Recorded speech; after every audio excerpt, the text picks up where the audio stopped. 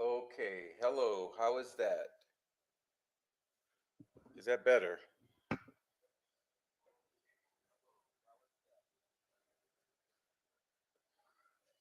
Do we have sound? We're checking out. Do we have sound? All good. Okay, thank you. All right, it's a little glitch. There we go. We're running now. Welcome in, everyone. Welcome in. Let's say hello to everyone. All right, so let's see. We got Phoenix, first one here. What up, Phoenix? Welcome in, Phoenix. All right, Mustang Driver, Mark and Indy, Amy. Welcome in, Amy. Thanks for the flowers. All right, Aaron. Actually, early for once. What up, Aaron? And JoJo. Welcome in, JoJo. And K West. What's poppin', K West? It's what's slapping people? It's 2 a.m. here, so sleep listening. Pam Sheehan, what up, Pam? Welcome in, Pam. And Scott Perkins. Welcome in, Scott Perkins. What's up, Scott? Lead with love. Welcome in.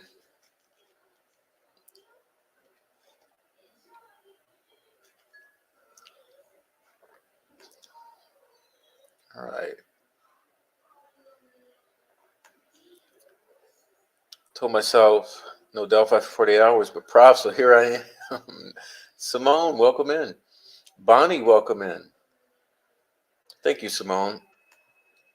All right, Judy Hathaway, welcome in. And Nancy Drew. What's up, Nancy Drew? The brilliant Nancy Drew with the typo. What's up, Nancy Drew? Crystal Blue Persuasion. What up, Crystal Blue? Sandy D. What's up, Sandy? Why don't you have a wrench, Sandy? Thought I gave you a wrench.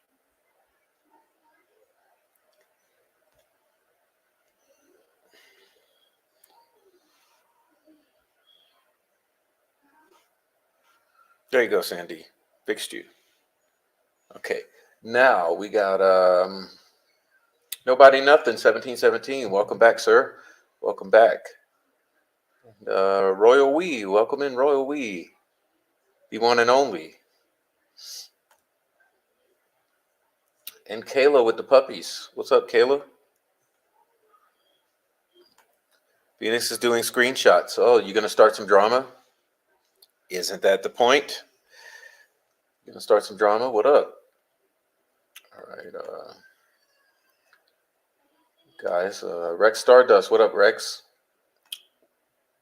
And Kenneth, welcome back, Kenneth. How are you? Long time no see. Come on back. All right.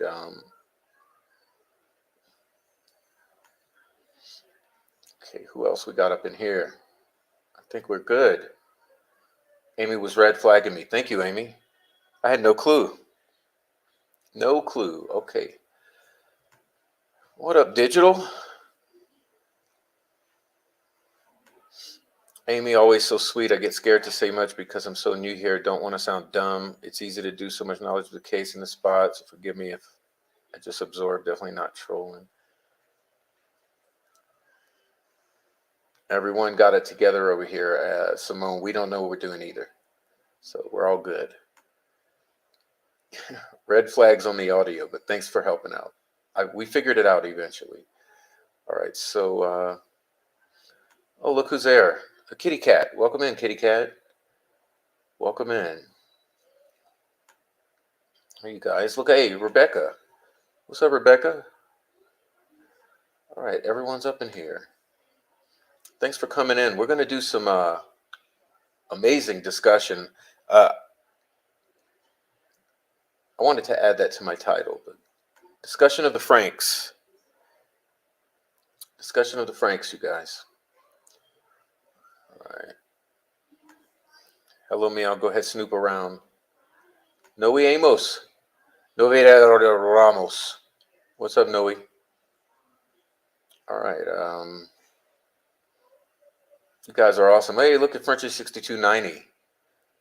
What's up, Amy, K West, Kayla, and friends? Good evening. Hey, Lisa. What up, Lisa? Luis Cuevas, the two L's in a row. Lisa and Luis. What's up, girls? Right. You thought who forgot about you? I'm just trying to get down this list. Jeez. All right, let's see. All right. Nancy Drew says, what's up, Noe? I think we caught up now. Okay, we've caught up. So, guys, without further ado, let's get in. Let's dive on in. Not waste too much time here. I'm glad everyone's here. All the lurkers. I'm glad you're here, too. If you feel so inclined, chat. Pardon. Chat with your buddies in the chat. I'm sure they'd be glad to speak with you. Okay, so give me a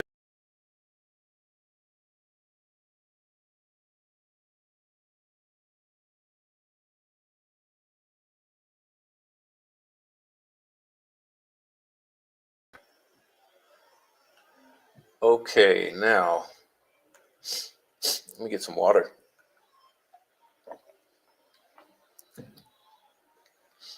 All right, so ladies and gentlemen, we're going to talk about Frank's hearings to start with. And we're going to see if we can catch ourselves up on some basics here. Okay.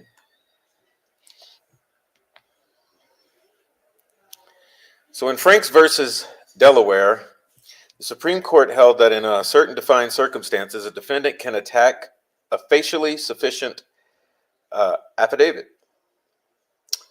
Frank's court recognized the presumption of validity with respect to the affidavit supporting the search warrant. Okay, so we presume it's valid in the instance that we have honorable law enforcement and non-corrupt judges.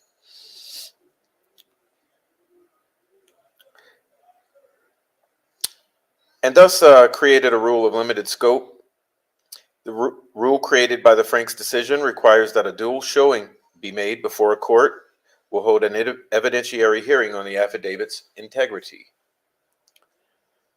This showing incorporates both a subjective and an objective threshold component.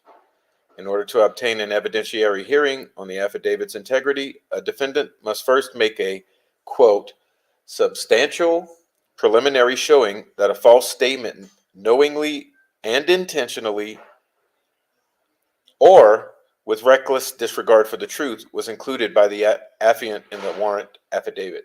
So let's review that statement really quickly because that's some key terminology there. So the defendant must first make a substantial preliminary showing that a false statement knowingly and intentionally or with reckless disregard for the truth was included in the warrant affidavit. Okay. This showing must be more than conclusory and must be accompanied by a detailed offer of proof. Okay. In addition to showing that the affidavit contains false information,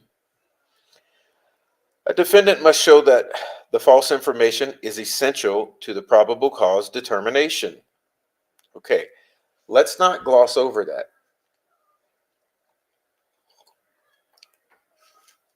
In addition to showing that the affidavit contains false information, a defendant must show that the false information is essential to the probable cause determination. Okay, so let's consider this. In reviewing our Frank's motions that we're about to get into, we have to keep in mind that the false information must be essential to the probable cause determination, okay? That is, if a court finds that when, and this is in quotations, when material that is the subject of an alleged falsity or reckless disregard is set to one side, there remains sufficient content in the warrant affidavit to support a finding of probable cause. No hearing is required. Meaning that if you set aside the false shit,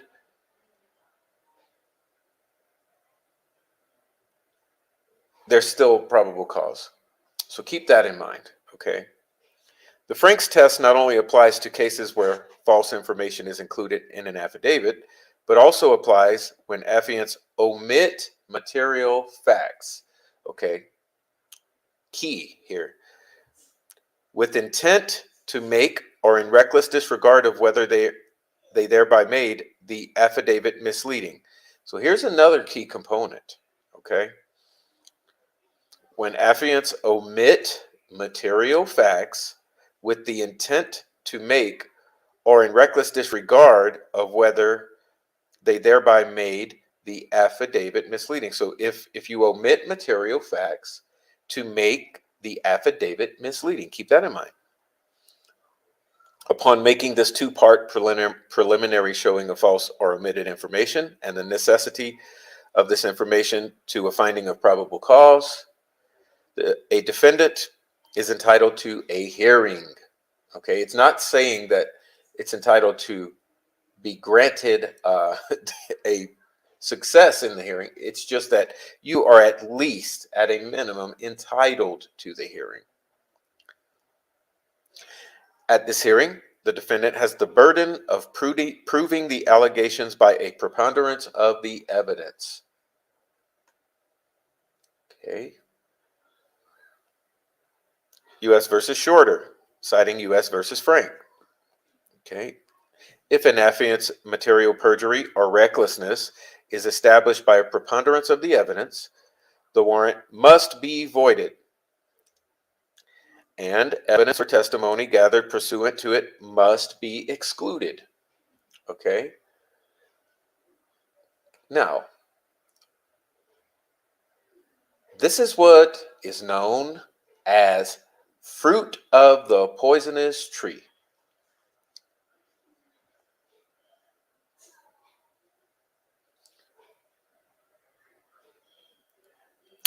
A warrant that violates Frank's is not subject to the good faith exception to the exclusionary rule announced in U.S. versus Leon. Adapting Frank's to the situation involving omissions from affidavits, the defendant in Revich had to show, one, that the police omitted facts with the intent to make or in reckless disregard of whether they thereby made the affidavit misleading. Okay, that's part one.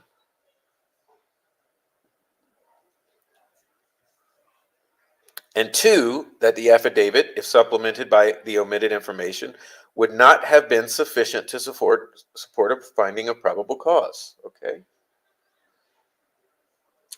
Failure to reveal the informant's identity, not a false statement within the contemplation of Frank's when the omission was intended not to enhance the contents of the affidavit, but to protect the informant. So as you can see, if it's irrelevant, it's irrelevant. Courts that have found that recklessness may be inferred from a fact of omission of information from such an affidavit. So let's read that again. I'm choking up. Courts have found that recklessness may be inferred from the fact of omission of information from such an affidavit. Again, recklessness may be inferred from the fact of omissions. See Martin. Such an inference, however, is warranted only when the information omitted would have been clearly critical to the finding of probable cause. And existing precedents, in fact, generally have relied also on additional circumstances in support of their findings of recklessness. For example, in U.S. versus Rule 594, 1340 order vacated on other grounds, sub nom U.S. versus Strifio. The affidavit not only failed to mention that an informant had continued serving as a drug courier contrary to the express instructions of the agents with whom he was working, but also was structured to imply falsely that the informant had come forward voluntarily to give information about the activities of a criminal organization of which he had been part. So you see how subtle this is? You see the subtlety there? The subtlety is really popping out if you consider this, all that we just read. And I encourage you to screenshot it, go back, read it for yourself. Okay, just one moment.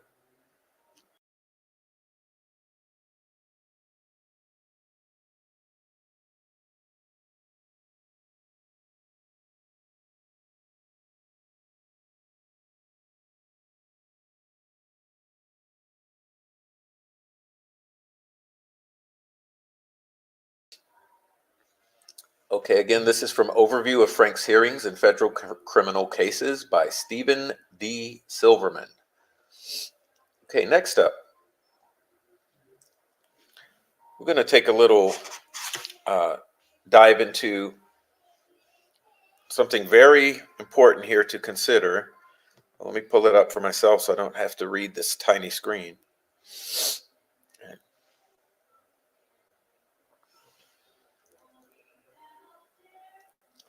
Okay, this is the FBI Law Enforcement Bulletin, March 1982, Volume 51, Number 3.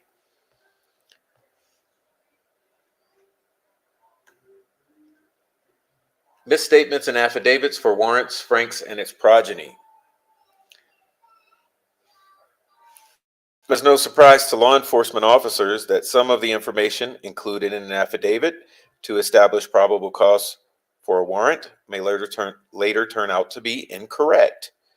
The necessary reliance on second and third hand sources for the facts and the marshaling of information under exigent circumstances make this true. How does this affect the validity of the warrant? Does it matter that the incorrect information was known to be false? Suppose it was just, or it is just, the result of negligence. What if the incorrect information is not essential in establishing probable cause? Does it make any difference if the fault lies with you as the affiant rather than with someone else who has provided the information? Does the defense have a right to test each of the statements in an affidavit in order to determine its accuracy? This article addresses these questions. Early background. In the Fourth Amendment, search and seizure law, the Supreme Court made it clear as early as 1933 that simply because officers act pursuant to a warrant does not insulate evidence seized thereby from being suppressed, even if the facts presented to the magistrate are deemed insufficient. If the facts being presented to the magistrate are deemed insufficient by a reviewing court to establish probable cause. Thus, in Nathanson versus U.S., where the officer's affidavit merely stated his belief that goods subject to seizure were located at the premises of Nathanson, without reciting facts to support such belief, the Supreme Court held that the warrant was not issued upon probable cause. The warrant, therefore, was declared invalid, and the evidence seized under it suppressed. The principle that a warrant can be challenged after its issuance was later relied upon by the court to invalidate arrest warrants, as well as search warrants, after Mapp v. Ohio made the exclusionary rule of the Fourth Amendment applicable to the states. It was similarly relied upon to strike down warrants in state cases. In each of the Supreme Court cases dealing with this issue, the party challenging the affidavit contended that it was insufficient on its face to support a finding of probable cause. In none of the cases was the affidavit attacked on the basis that its statements were not accurate. It might be said that prior to the Supreme Court's initial analysis of the subject in 1964 case of Rugendorf versus U.S., there were few cases, state or federal, stating that the Fourth Amendment permitted a challenge to the accuracy of statements in an affidavit. The rationale of the courts was that the truthfulness of the allegations in the affidavit had already been considered by the magistrate, and that allowing the defendant to contest such before the trial judge would denigrate the role of the magistrate, causing him not to exercise the high degree of responsibility called for in reviewing affidavits. Moreover, it was argued that there was already an effective deterrent to an affiant intentionally furnishing false information. He could be prosecuted for perjury. Rugendorf versus U.S. In Rugendorf versus U.S., the defendant challenged the accuracy of two statements in a search warrant affidavit. One alleged that the defendant was the manager of a meat market, the other that he was involved with his brother in the meat business.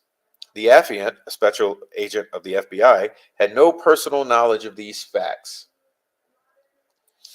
The information came from a fellow agent who in turn derived the first item of information from a police officer and the second item from a confidential informant.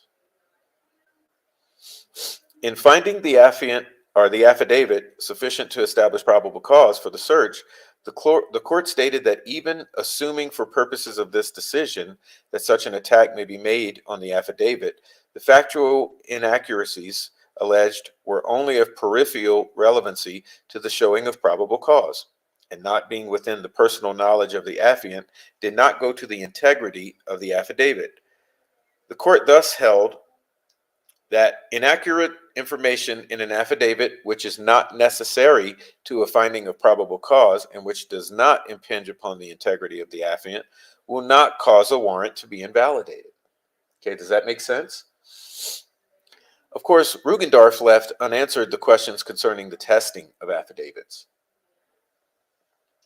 Following the Rugendorf decision, the stone cracked on which this principle of no challenge had been etched. The Supreme Court's intimation in Rugendorf that an affidavit's accuracy can be challenged was the catalyst for bringing this question before the lower courts. By 1978, approximately 21 states permitted a testing of the affidavit for veracity, as did 10 of the 11 Federal Circuit Courts of Appeals. However, there was a wide variance among the states and among the federal appellate courts as to what type of initial showing of falsehood was necessary to trigger a hearing on the issue, and what type of misstatement would cause the warrant to be declared invalid. This was not surprising considering the types of mistakes that can develop. A mistake in an affidavit consists of three components. One, how the mistake was made, deliberately or with a reckless disregard for the truth, negligently, or innocently through no one's fault. 2. The significance or degree of the mistake, whether material or immaterial to a finding of probable cause. And remember, we went over that just earlier. And 3, the person responsible for the mistake, the affiant or government source, a confidential informant, or a third person, victim, witness, or other private citizen, which is what we're addressing in this paper. The result of this analysis is that 18 different combinations of mistakes can be put together. Conceivably, there could have been a Supreme Court decision considering each. However, the court accepted a case in 1978, which was to resolve all of these questions in one decision. Moreover, the court addressed itself to the precise question of what type of factual showing by the defendant was necessary to initiate a hearing concerning the alleged misstatements. Okay, now you'll notice here it's very small, but it says chart 1 in categorizing mistakes. Okay, first, how made, deliberate, 1, deliberate or made with reckless disregard for truth, 2, negligent, or 3, innocent, unavoidable. Degree is 1, whether it's material or immaterial. And maker is whether it's an affiant, the government source, litigant, confidential informant, or a witness or victim. Okay.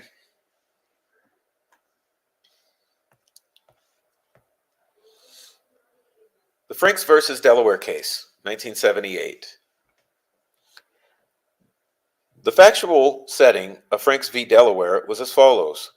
A woman was raped in her home by an individual who broke in and accosted her at knife point. She gave a physical description of her assailant and described his clothing as consisting of a white thermal undershirt, brown leather jacket, and dark knit cap. The defendant was developed as a suspect, and a search warrant was sought in order to search his apartment for the clothing worn and the knife used in the rape. Part of the probable cause for the search was a statement in the affidavit that the affiants, who were 2 city detectives, had contacted the defendant's supervisors at his place of employment, who stated that the defendant's unusual attire consisted of a white thermal undershirt, brown leather jacket, and dark knit cap. The description of the assailant's clothing thus matched that given by the rape victim.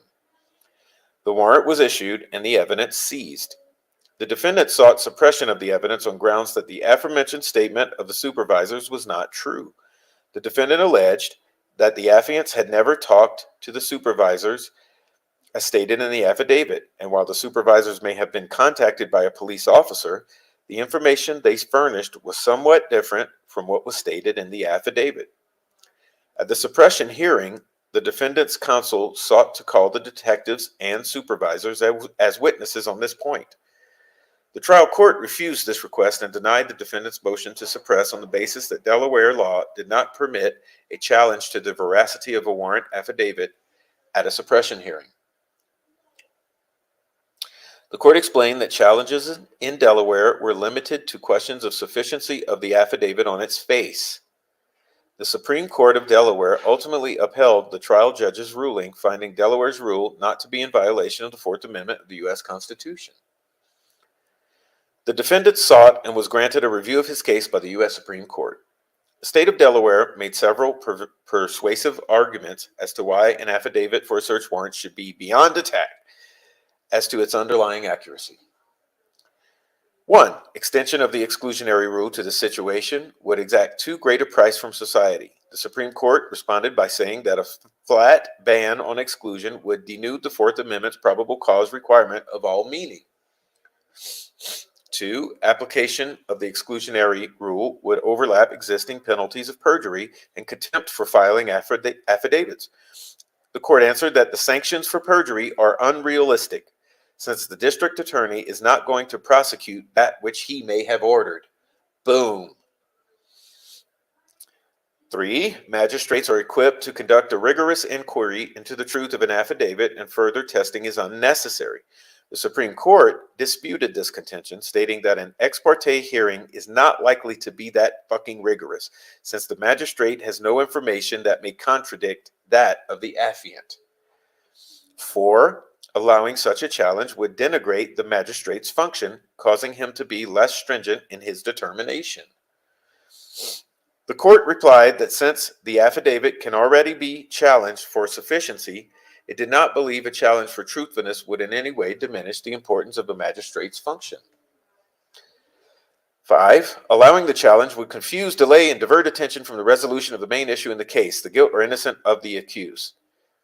The challenge would also be used by the defense as a means of discovery and identification of informants. The court, however, answered that the rule fashioned by Franks would protect against baseless challenges generated by a desire for discovery or to learn the identity of informants. 6. To a great extent, accuracy is beyond the ability of the affiant to ensure, since the facts in an affidavit may come from many different sources. The court agreed with this contention and indicated that the rule announced would pertain only to the affiant's truthfulness. Having addressed the state's arguments, the court moved to a discussion of the rule established by the decision. The court declared that the wording of the Fourth Amendment itself suggests the correct resolution of this issue. By stating that probable cause must be supported by oath or affirmation, the Fourth Amendment necessarily implies that there will be a truthful showing of probable cause. Not truthful in the sense that each statement in the affidavit necessarily will be accurate and correct, since probable cause appropriately may be based on hearsay and hastily generated facts, but truthful in the sense that each statement is believed or accepted by the affiant as true. The court recognized, though, the onerous task of proving or defending each statement in an affidavit. Therefore, it held that in order to mount a challenge to the affiant's truthfulness, the defendant must offer proof. Remember, we covered that. Such as statements from witnesses that link that the affiant lied or acted with a reckless disregard for the truth with respect to specific statements in the affidavit. And the court to which the challenge is made must determine that such alleged misstatements are material to the establishment of probable cause. Remember, these words keep popping up in our review of this context. If these conditions are met, a hearing must ensue, at which the defendant has the burden of proving by a preponderance of the evidence that the affiant lied, which we know happened, or acted with a reckless disregard for the truth, which we also know happened. If this is proven, and by omitting the false material, the affidavit's remaining content is insufficient to establish probable cause, the warrant must be invalidated, and the fruits of the search suppressed. Thus, the court held that only one type of mistake represented by a combination of type 1 factors from the 3 columns in chart 1, which I just read to you, is sufficient to mandate a hearing, and if proven, cause the warrant to be voided. Okay, so that would be 1, that the mistakes are deliberate or made with the reckless disregard for the truth, that they are to the degree of material, and that the maker of the false statements is the affiant or a government source, in this case, Tony Liggett. The Franks decision seems to reflect a fair compromise between the obligation of truthfulness on the part of law enforcement officers in establishing probable cause and the legitimate concern of the government to avoid the litigation of groundless issues and the suppression of relevant evidence where the officer is not responsible for a material distortion. Key, where the officer is not responsible for a material distortion of the truth. Okay. Situations inviting mistakes. It is not difficult to conceive of good faith mistakes being made by an officer in the course of assembling facts for a warrant. Affidavits for warrants are frequently prepared in haste and under trying and exigent circumstances, thus inviting errors. The sheer complexity and length of an affidavit may encourage errors, even if the most routine investigation contains the seeds for inaccuracies where the information is obtained second, third, and fourth hand. A few post-Franks decisions are illustrative. In U.S. versus Crowell, an officer seeking a search warrant for the defendant's home stated in his affidavit that PCP, a controlled substance, was found in the defendant's trash in the form of white crystals. Actually, it was in the form of brown flakes. The court rejected the attack on the validity of the warrant, stating that the discrepancy appears innocent and as a result of simple carelessness. Okay, I would agree. Because it's still not crystal meth, it's the PCP. It's still the PCP that's in the trash can, right? It wasn't something else that was in the form of white crystals. It was still PCP, so it was not material. In U.S. versus Tasto, the facts showed that the defendant had in his home 3 of the chemicals necessary for the manufacture of PCP. The officer mistakenly averred in his affidavit that if one of the other chemicals were added, PCP could be produced. In fact, 3 more chemicals were required. The court found that the defendant had not met the burden of establishing that the misstatement was but deliberate or reckless, and that having observed a significant number of the ingredients necessary for the production of PCP at the house, probable cause was nevertheless established. In U.S. versus Young Buffalo, it illustrates how the sheer volume of material in an investigation can raise the question of error when attempting to synthesize it. The case also is also helpful in that it addresses the question of an officer's responsibility to check out facts in his possession. In Young Buffalo, the officer, in his affidavit for a search warrant, gave a composite physical description of a bank robber from each of several robberies under investigation, in an attempt to show that it fit the physical description of the defendant. The defendant contended that the composite descriptions were not consistent with the descriptions actually given by the witnesses, and the affiant sought to mislead the magistrate by this tactic. The affiant also averred that the defendant owned a motorcycle fitting the description of that used in one of the robberies and had rented a white over maroon vehicle matching the description of one used in another robbery. The defendant alleged that he did not own the motorcycle at the time of the robbery in question, apparently because it was destroyed in an accident. And routine checking by the affiant would have revealed this.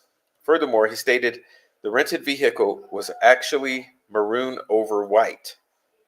Okay. With respect to the alleged incorrect composites, the appellate court recognized that the affiant was required to sift through a large amount of information from 7 robberies in order to synthesize descriptions of the robber. Considering this, the trial judge's determination that the variances were minor and that the affiant had not lied or acted with a reckless disregard for the truth was found not clearly erroneous. Regarding the other alleged inaccuracies, the court found that simply because the affiant learned that a motorcycle had been in an accident prior to the robbery, raised no duty to inquire further as to its condition, nor was there a duty to view the rented automobile to confirm its color. When an officer employs double and triple hearsay to establish probable cause, it is easy to understand how some statements in the affidavit may be erroneous. In the U.S. versus Edwards, an FBI agent filed an affidavit for a search warrant. Part of the information for the affidavit came from an agent of the DEA who acquired it from a LA police officer who in turn received it from a customer service agent of an airline. As it was transmitted along the line, the information was slightly changed. The court stated that the FBI agent was not negligent in failing to cross-check the information, and even if he were, such negligence would not be sufficient to void the warrant.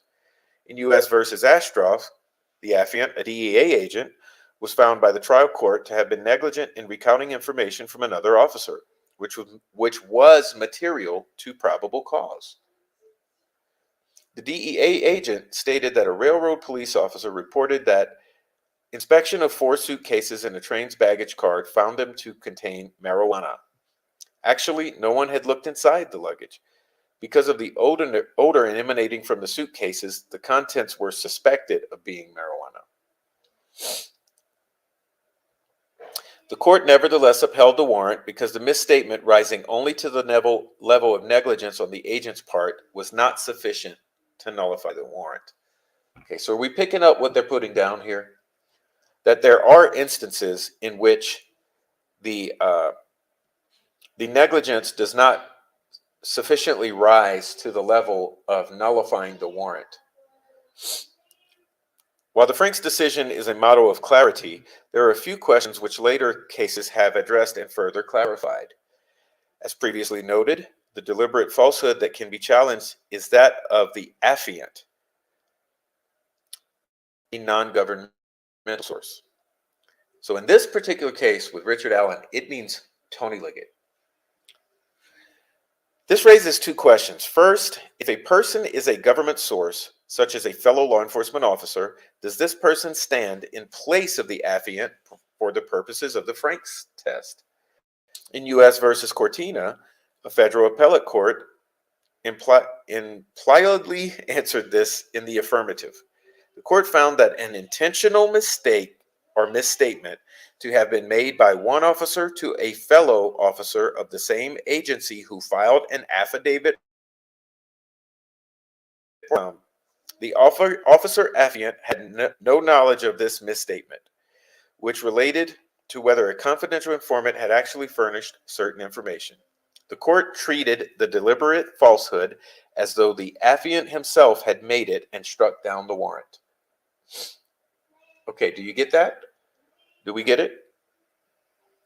In other words, if down the chain of command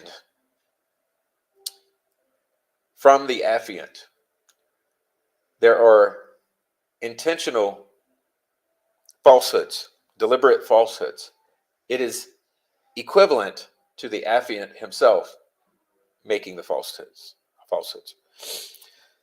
This notion finds support in Frank's itself. In reviewing Rugendorf decision, the Frank's court stated that Rugendorf, quote, took as its premise that police could not insulate one officer's deliberate misstatement merely by relaying it through an officer affiant personally ignorant of its falsity.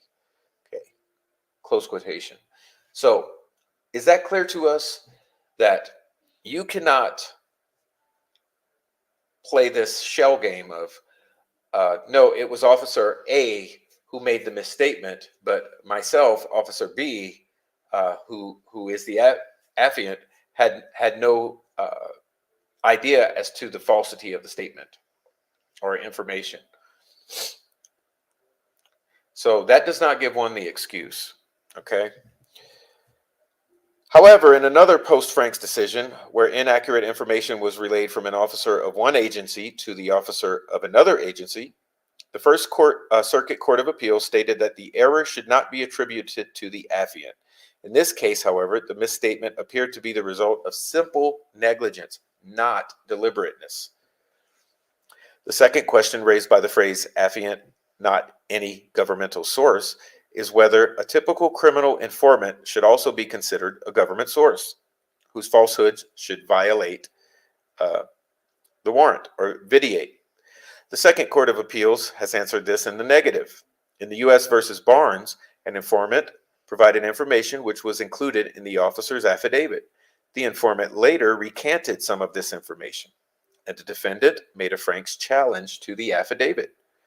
The court noted that the officer affiant was unaware that the information was false, and in rejecting the claim, held that an informant, whether paid or not, is simply not a government agent whose false representations will nullify a warrant. Okay, so a CI can lie and get everyone in a bind down the line. Reckless disregard for the truth. Another phrase requiring some clarification is reckless disregard for the truth. The court in Franks did not define it, but an appellate court had the occasion to do so in U.S. versus Davis. The decision is also instructive on the question of whether omission of facts can trigger a Franks hearing. In Davis, the defendant contended that the failure of the affiant to describe the circumstances under which a co-defendant furnished information to the government, which information was used in an affidavit for a search warrant, manifested a reckless disregard for the truth. The circumstances alluded to were as follows. The statements of the co-defendant came on the heels of an illegal arrest. Promises of leniency were made in return for information. And it was intimated that a girlfriend of the co-defendant might be subjected to sexual abuse if sent to a women's detention facility. The court noted that Franks had not defined reckless disregard and observed, quote, unfortunately, the Supreme Court in Franks gave no guidance concerning what constitutes a reckless disregard for the truth in Fourth Amendment cases. By way of analogy, however, we can draw upon precedents in the area of libel and the First Amendment. In St. Amant versus Thomas,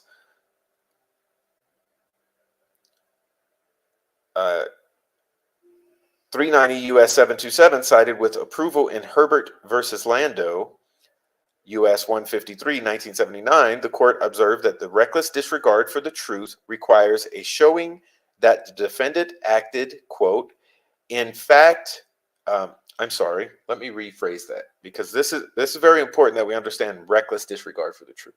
Okay.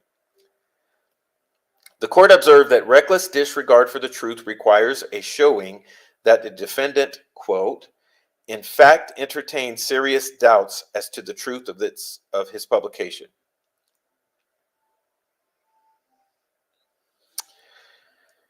This subjective test may be met not only by showing actual deliberation, but also by demonstrating that there existed obvious reasons to doubt the veracity of the informant or the accuracy of his reports. Applying this test, the court concluded that the affiant's failure to include these facts did not amount to a reckless disregard for the truth. Moreover, the court addressed the subject of whether an omission of information could result in an affidavit being challenged and voided in its language. It helped in this point. Quote, in reaching this conclusion, we are not holding that the case never could arise in which an omission would render a warrant susceptible to attack under Franks. Police could take a statement so out of context or could engage in conduct so overbearing and suggestive that failure to describe these factors would constitute a deliberate falsehood or a reckless disregard for truth. Nevertheless, we cannot require officers to describe in minute details all matters surrounding how they have obtained statements, for such a requirement would make the process of applying for a search warrant a cumbersome procedure inimical to effective law enforcement. Inimical.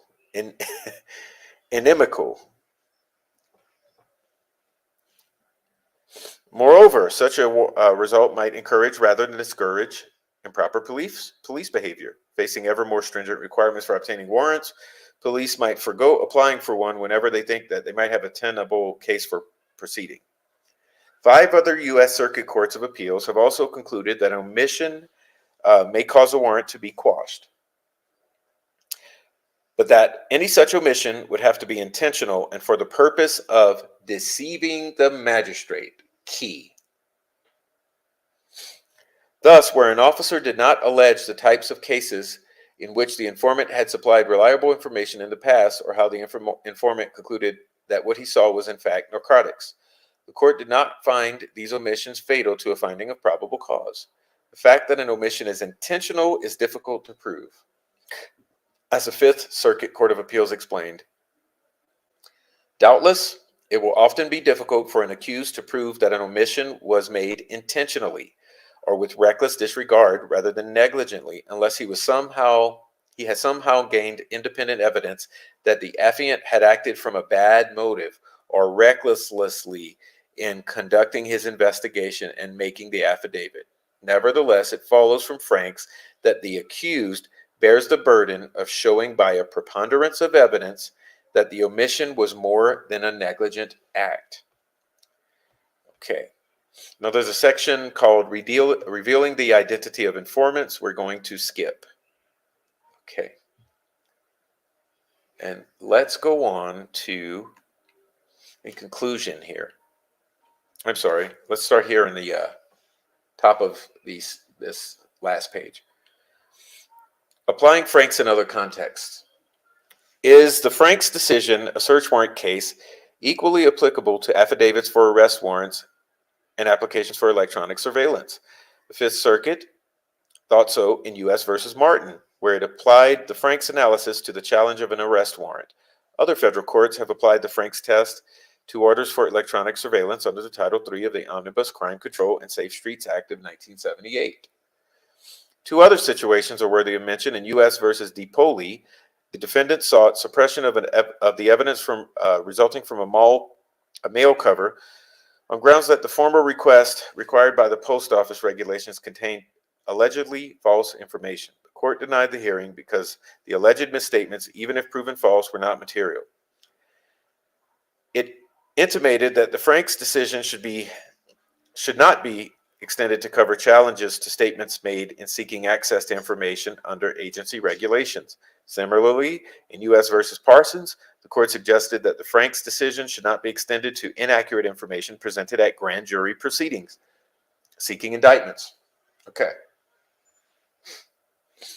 Conclusion: Franks versus Delaware makes it clear that only where the defense has proof that the affiant lied or acted with a reckless disregard for the truth with respect to some material statement in the affidavit will a hearing regarding such be required. A deliberate falsehood by a non-affiant fellow officer may fall within the Franks rule, but an informant's misrepresentations will have no effect on the validity of the warrant. To be guilty of reckless disregard for the truth, the officer must have entertained serious doubt as to the truth of the information he inserted in the affidavit. Deliberate omissions of facts bearing on probable cause will also incur a Franks penalty. But a defendant will have a difficult task in proving that the omission was intentional. The post-Franks decisions express due regard for the confidentiality of informants, but officers should be aware that courts may require an in-camera hearing to ensure the existence of the informant and the fact that the officer has not represented the informant's information. So here's the key.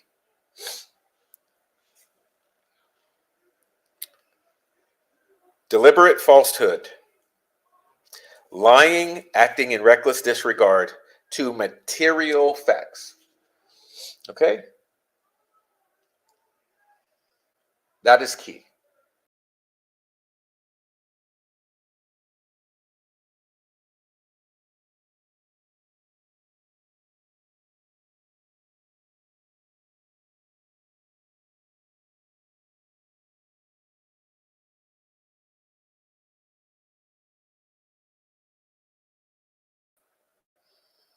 Okay.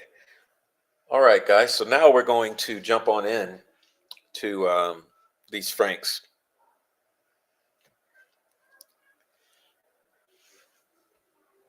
Okay, let's see what we got here. This is our first motion for a Franks hearing. Oh, just a moment, please. Let me check something here.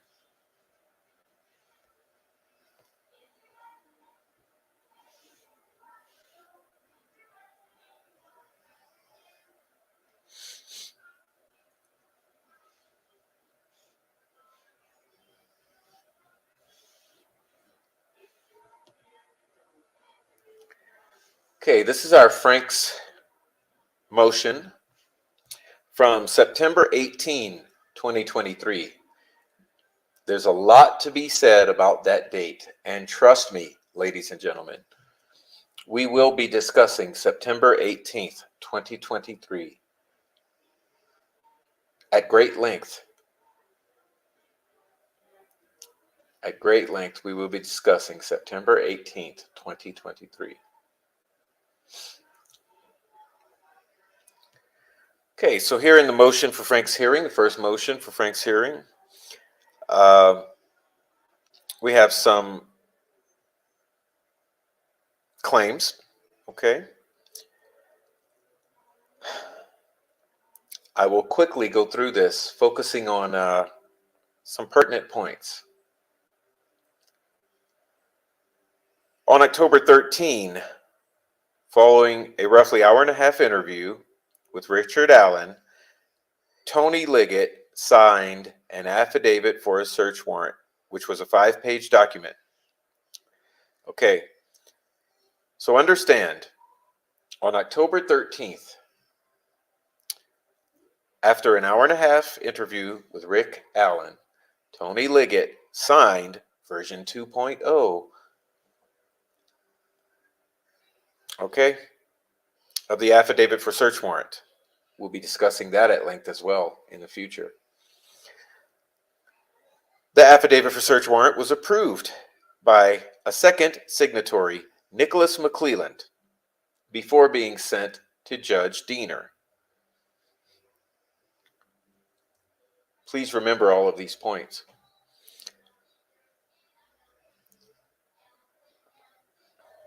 The purpose of this affidavit for search warrant was to convince Judge Diener that a reasonable belief existed that the evidence of said murder would be found in Rick Allen's home and vehicle.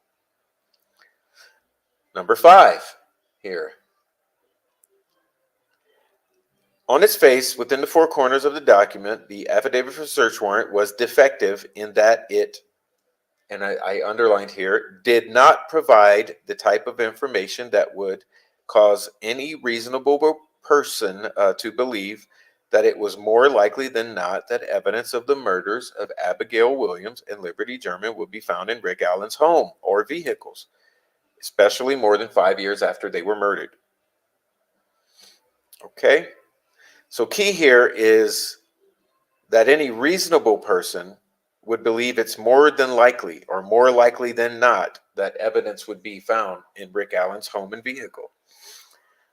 So the claim here is that the warrant affidavit was defective and did not provide that type of information which would cause someone to feel that way. So let's move on. Judge Diener erred in signing the warrant. Therefore, any search of Rick's home and vehicles were illegal, and all items seized pursuant to said illegal search should be suppressed. Well, that's your basic Franks. Okay. However, making matters worse, Liggett chose to hide crucial information from the search warrant affidavit and provided false statements. Now here, this is paragraph 7 here. This is key. This is actually key. After what we just read for the past hour, our brief review of Franks and our exploration of the article, you should understand by now that this paragraph 7 here is very much key. And so is paragraph 8. Let's move on. So not only did he choose to hide or omit, okay, remember when we were reading, the term was omit. And false statements, the term was lied. Okay. 8, the defense is required to show substantial preliminary evidence of false statements that were made knowingly or intentionally with reckless disregard. Okay?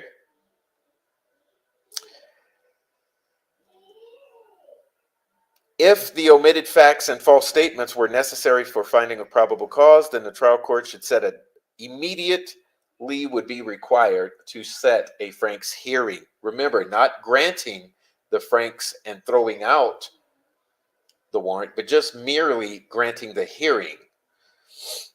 Franks v. Delaware. And remember, we covered that in the previous article.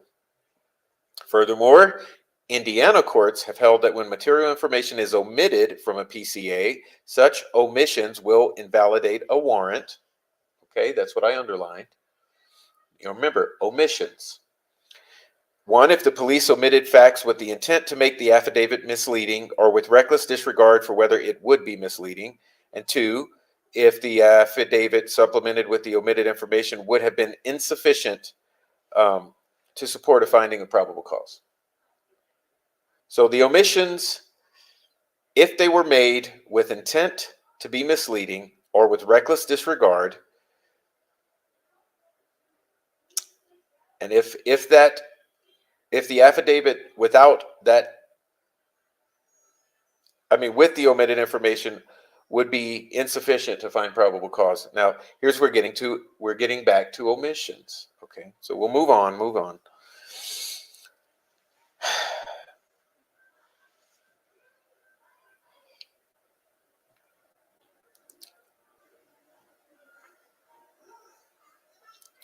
And the claim is made that if Liggett had actually included this this omitted information, that Judge Diener most certainly would have not signed the warrant. Okay. The accused is filing contemporaneously between, herewith. Sorry, guys, my vision's getting blurry.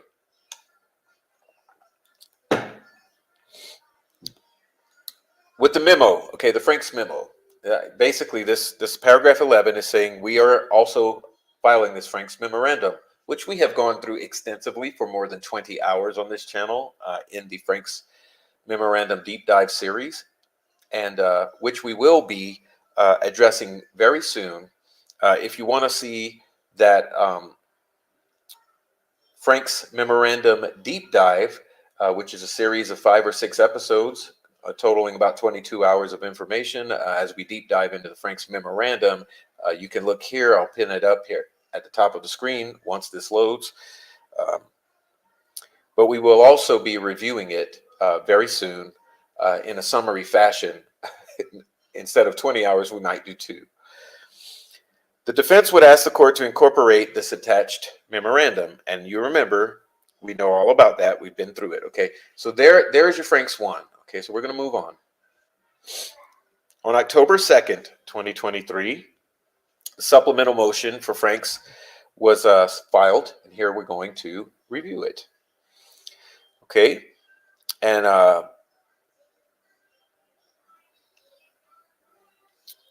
in paragraph 1, we reiterate that on September 18, 2023, a very important day in the Delphi murders investigation and case against Richard Allen, the defendant, Allen, filed his motion for a Franks hearing. In paragraph 8, defendant Allen made a general references to the preliminary showing required prior to the admission of Franks evidence. However, defendant Allen now realizes he did not articulate in detail the actual burden of proof. Remember, in reviewing our information earlier this hour, we talked about the burden to prove is very important here. Okay. To mandate an evidentiary hearing, the challenger's attack must be more than conclusory and must be supported by more than a mere desire to cross-examine. Therefore, there must be allegations of deliberate falsehood or reckless disregard for truth. And those allegations must be accompanied by an offer of proof. And this is what we have here. Okay.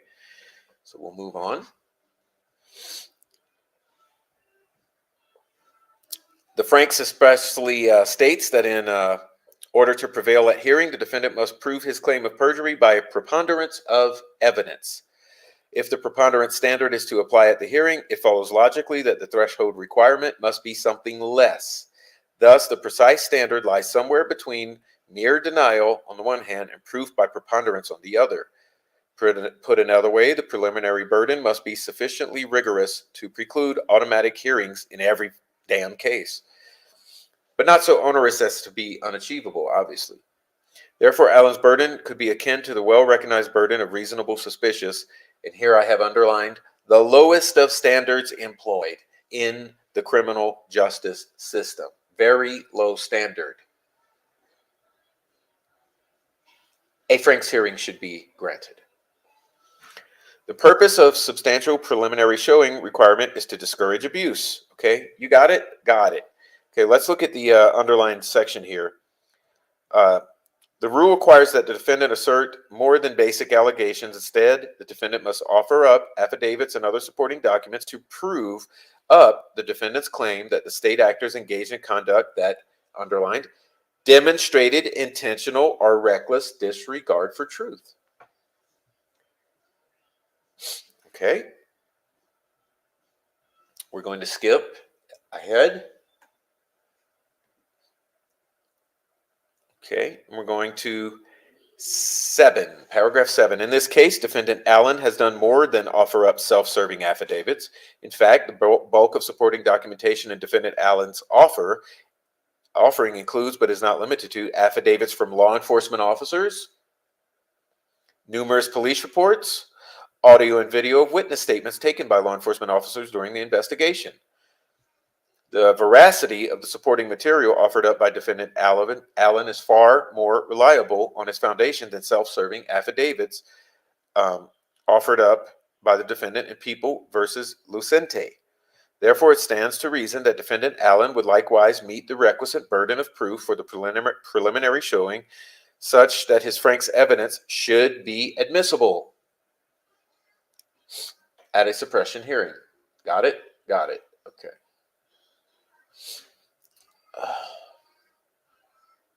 Okay. The relatively low legal threshold was also demonstrated in People versus Zaimantas. Okay. We're moving ahead to paragraph 9. Defendant offers up self-serving affidavits supported by a corroborating business record and met his burden as it relates to preliminary showing. Defendant's Allen memo and attachments amount to far more. Remember this, ladies and gentlemen. We have seen the 136-page memorandum, but we have not seen the hundreds of pages of attachments. Okay, keep that in mind as you consider this. And what I've underlined here is just to reiterate to you that Allen's memorandum and attachments amount to far more than the self-serving affidavits supported by People versus Zaimantas. Okay? Now, we will continue.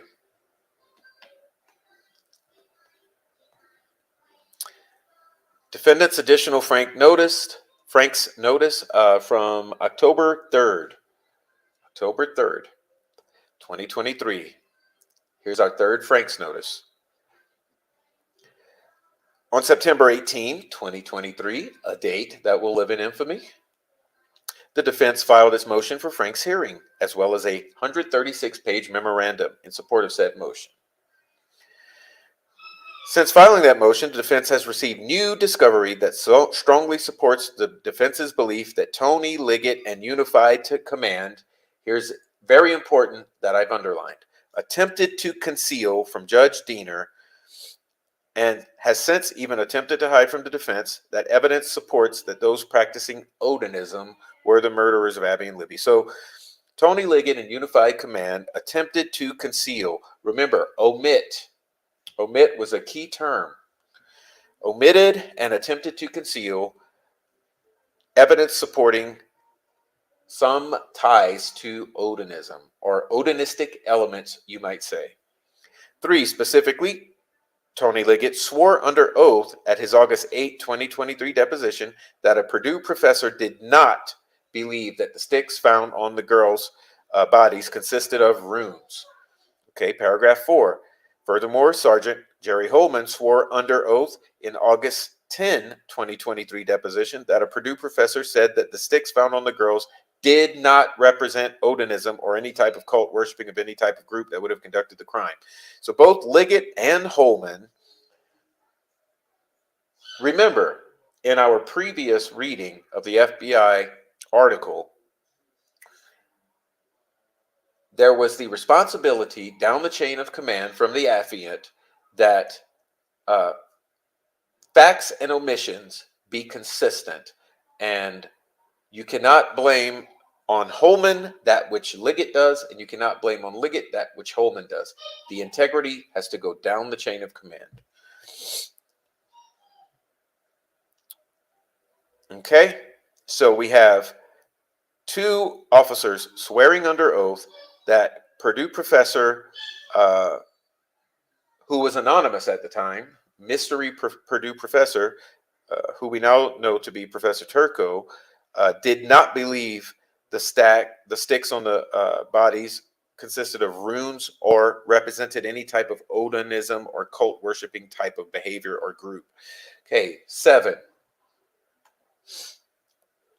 However, on September 19th, 2023, the day after the goddamn Franks memorandum was filed, where it was revealed that the Purdue professor was missing, miraculously, Jerry Holman all of a sudden, miraculously, magically, and suddenly found the Purdue professor, whose name is Jeffrey Turco, and immediately interviewed him. That's what we call an oh shit moment.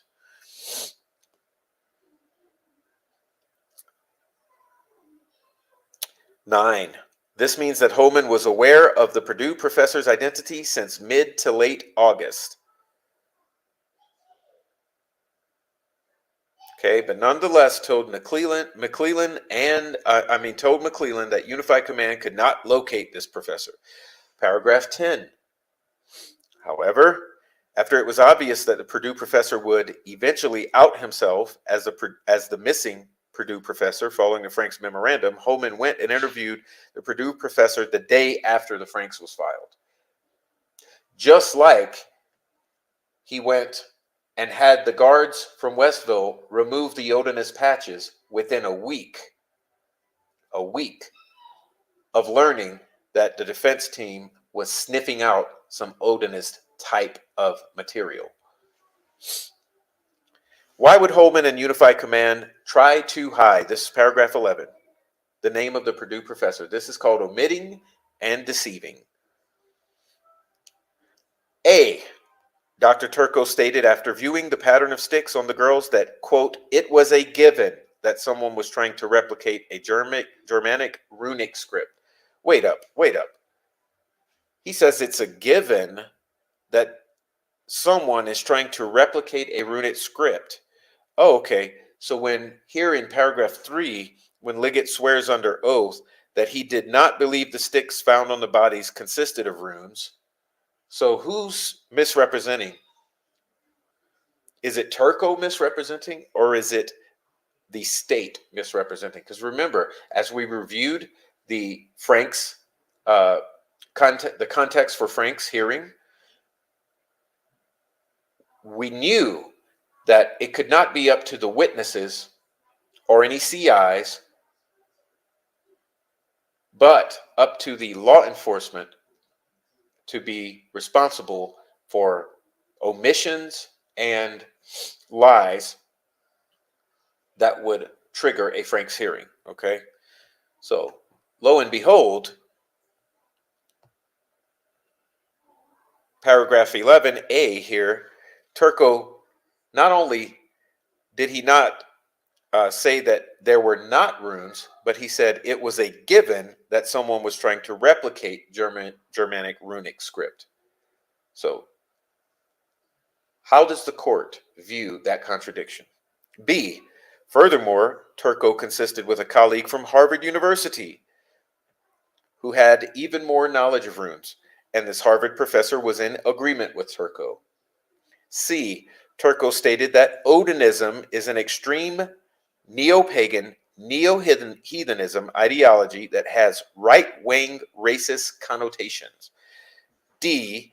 Furthermore, he stated that according to 19th century sources, that Vikings practiced ritual killings and sacrifices. And E. He stated that although he could not necessarily interpret these runes, that the stick configurations were pretty clearly runic and that he could, quote, certainly imagine that this was somebody's idea that when you do a human sacrifice, you carve runes. F. Furthermore, Dr. Turco discussed how runes were thought to have magical significance and would be used in incantations, in rituals, and that there is a sacrificial connection in mythological poetry.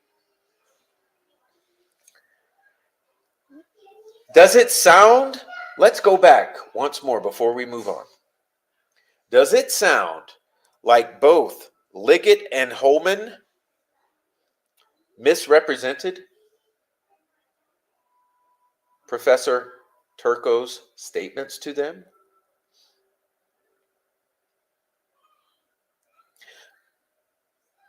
Because here, under oath, we have Holman and Liggett swearing that Turco did not believe the sticks consisted of runes, and that Turco said the sticks did not represent Odinism or any type of cult group. Well, damn. So, what is the truth? Looks to me like the direct quotations from Turco speak for themselves. And as you see, this page is rife with underlining. Okay. Now, let's move on, please. We're going to jump ahead to paragraph 14. Paragraph 14 here. It seems apparent by the timing of events that Tony Liggett and Unified Command knew the professor's name and wanted to hide his name and findings from the defense, as Turco's conclusion supported the defense's theory and opposed the prosecution and Liggett's and Holman's sworn statements. Therefore, apparently in what seems like a complete harebrained scheme, Holman and Liggett decided to claim they did not know the professor's name. Come on. But they found him the day after the 136 pages dropped. Just as mysterious as the patches disappearing from the Odinist guards at Westville the minute, or should I say the week, that Holman learned of the defense's interest in some sort of Norse pagan angle to this. Paragraph 15. Again, the Franks require a preliminary finding that law enforcement has acted intentionally or with reckless disregard. I have underlined that. You see, intentionally or with reckless disregard for the truth when being accused of concealing evidence from the judge who signed the warrant. It would be difficult to find a more outrageous set of facts to support that Liggett and the Unified Command and Holman intentionally concealed the Odinite information from Judge Diener. In other words, omitted. Remember, the key terminology in our previous readings, this episode, were omissions. If Liggett and Unified Command were trying to get away with concealing a Purdue professor from the defense counsel, then it is easy to see that they would have no problem concealing all the evidence detailed in the Franks memorandum from Judge Diener. Okay. And here we go. Let's get to the home stretch. Give me a moment to cough, please.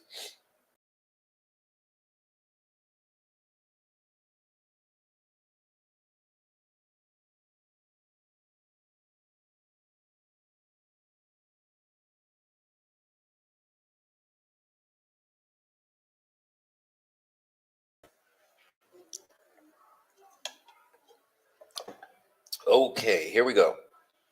Franks 4. Wow, can you imagine that we're still begging for a Franks hearing? Still begging for a Franks hearing with a clearly biased judge. I mean, raise your hand. Please raise your hands here. We know that the standard for judges is that they are supposed to avoid the appearance of impartiality, correct? Not only should they not be impartial, or should they, not only should they be impartial, but they should avoid the appearance of impartiality. Are Oh my gosh. I cannot think straight today, but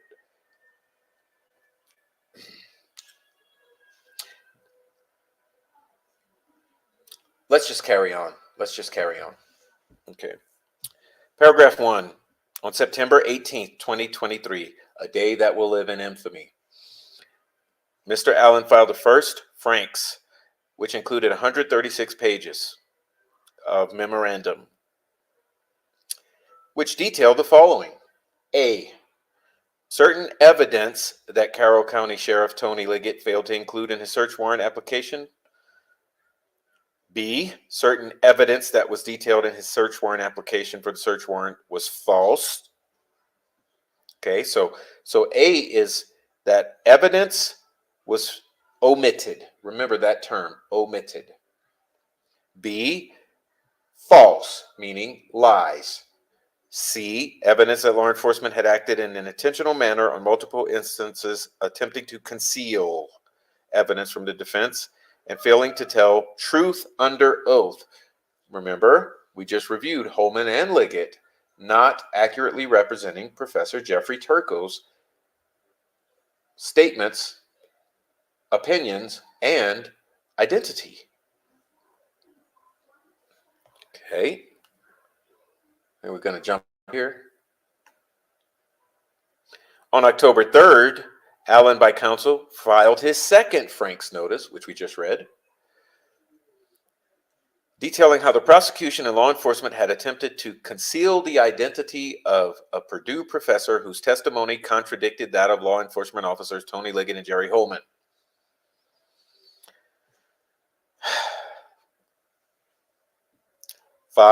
Paragraph 5 here. Third Franks notice, based on evidence recently provided by the prosecution, detailed the following. Was omitted. A, now here's a big one. At least 3 persons were in or around the crime scene at the time the murders were allegedly taking place, and none of the owners of the phones had any connection to Richard Allen. So let's review this.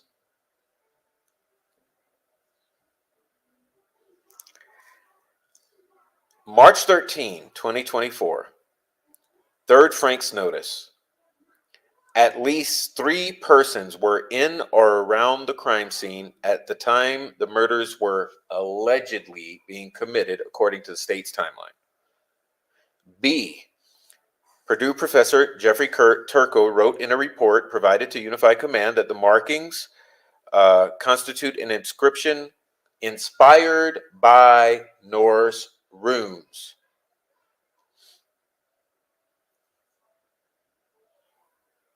Additional facts. On Friday, April 26, the prosecution provided numerous documents to Mr. Allen's counsel as a result of the motion to compel and motion for sanctions filed April 23, 2024. Contained in the documents provided by the prosecution are pages 2 and 3 of an incident report authored by Steve Mullen of the Delphi Police Department. Lion Steve, I call him. These 2 pages indicate that Steve Mullen contacted Sergeant Mitch Blocker of the Indiana State Police at approximately 9 p.m. on February 13, 2017 to assist with acquiring precise location information for a cell phone using some of their more technical assets.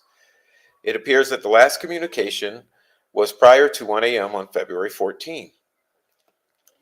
The last 2 pages provided to Mr. Allen's counsel contain the following summary of a conversation between Steve Mullen and Sergeant Blocher of the Indiana State Police. Sergeant Blocher advised, according to his evaluation of the data provided by AT&T, the last contact event between the cell phone and the tower located at Wells Street was at 17:44 and 50 hours. That's 5:44 p.m. He advised that according to records provided by AT&T, there had been no contact with the phone since then. Sergeant Blocher advised that his interpretation of the information which we were receiving from AT&T indicated that the cell phone was no longer in the area or no longer in working condition.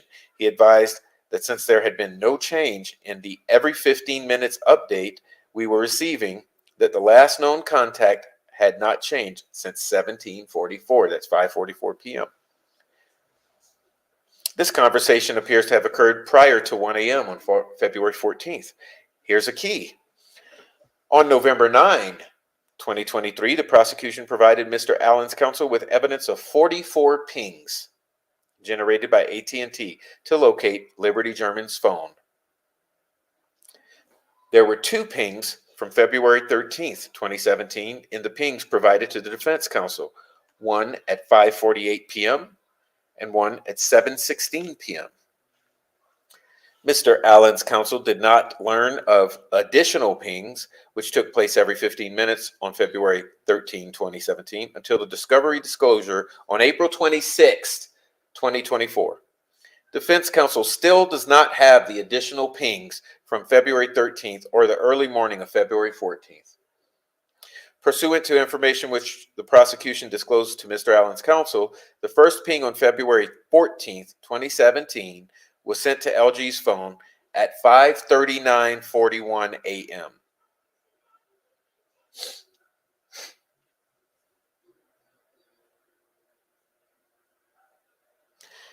You guys read that yet? Have you?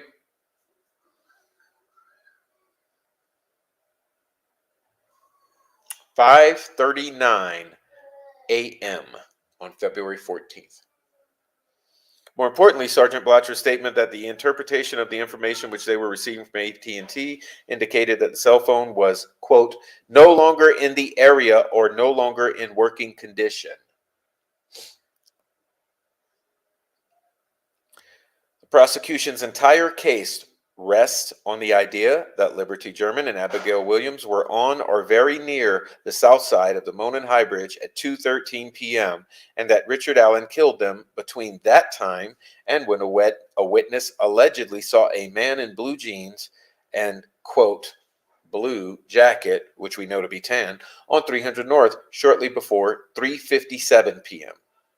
In other words, assuming the prosecution's evidence is accurate, Liberty German and Abigail Williams were murdered after 2:13 p.m. and before 3:57.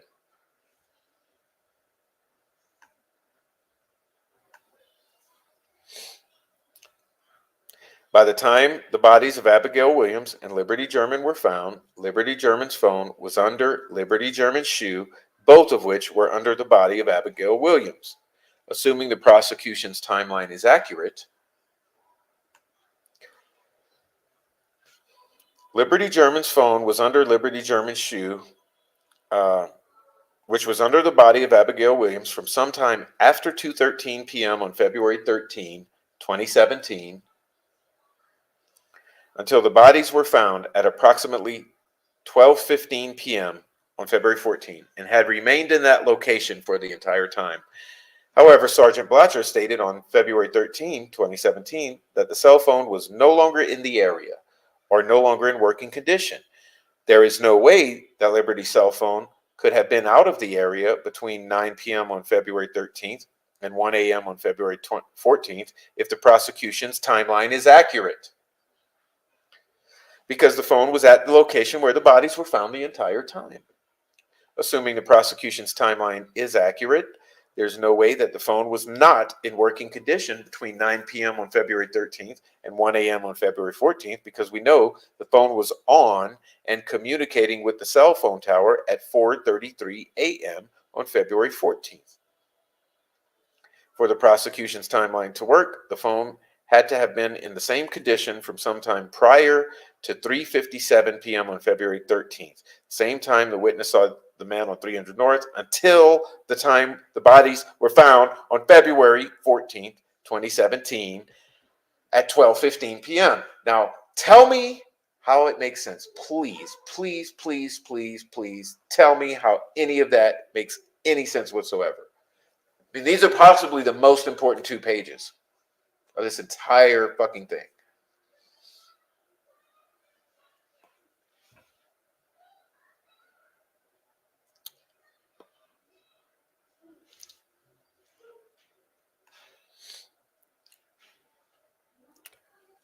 Paragraph 25. Had Liggett submitted an affidavit for the search warrant that did not recklessly disregard the truth, it would have included the following. When the bodies were found at approximately 12:17 on February 14th, 2017, there were sticks and branches which appeared to have been deliberately placed on bodies. Maybe they mean 12:50. Okay, so A, he should have said there were sticks and branches which appeared to have been deliberately placed on bodies. FBI Special Agent Nicole Robertson stated that the bodies appeared to have been moved and staged. Yes, she did. She also stated that the girls arrived at the location at approximately 1 p.m., not 1:47 p.m. C. At the time of the murders, Abigail Williams was dating Logan Holder. Logan Holder is the son of Brad Holder. Jerry Holman of the Indiana State Police consulted with Professor Jeffrey Turco of Purdue University. Purdue University professor Jeffrey Turco wrote in a report provided to Unified Command that the markings referring to the configuration of the branches on the girls' bodies constitute an inscription inspired by Norse runes or modern creations thereof. Brad Holder posted Facebook pictures mimicking the crime scene. Abigail Williams and Liberty German were killed after 2:13 p.m. and before 3:57 p.m. on February 13.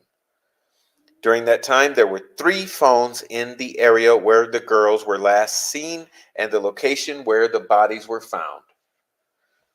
None of these phones belonged to Richard Allen. K, on February 13th to 14th, 2017, law enforcement requested AT&T ping Liberty German's cell phone every 15 minutes.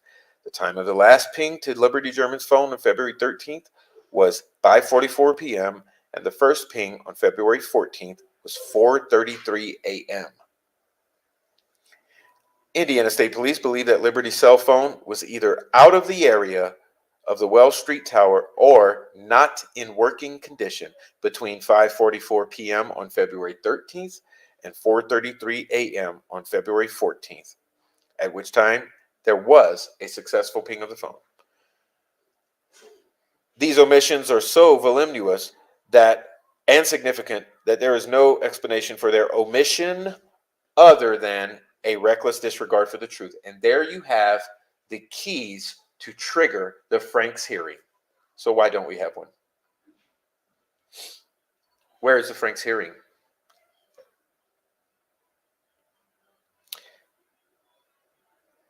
Had Tony Liggett not recklessly withheld pertinent information, in other words, omissions, which meet the litmus for the triggering of a Franks hearing, the application for the search warrant would have been denied. So, I mean, hey, speaks for itself. Speaks for itself.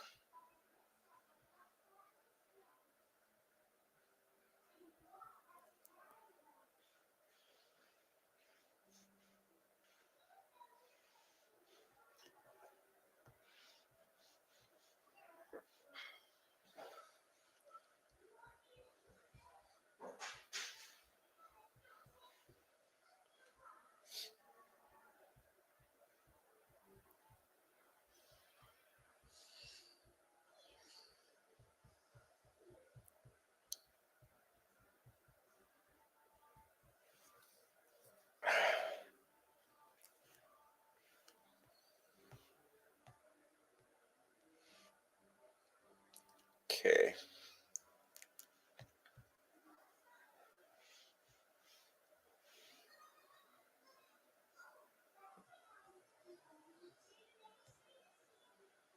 Okay, you guys ready for this one? Let's see. I got to get it up on the screen. Apologies. Just a moment, please.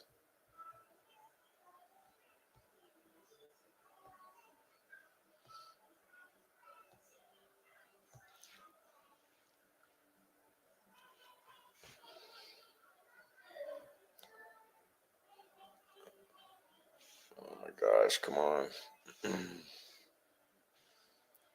Just a moment. There we go. Let's get it up.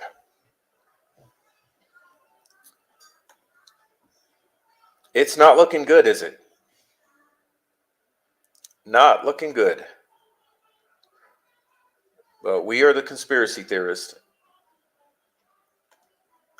Okay, let's see. We're almost there. A little delay in getting this loaded.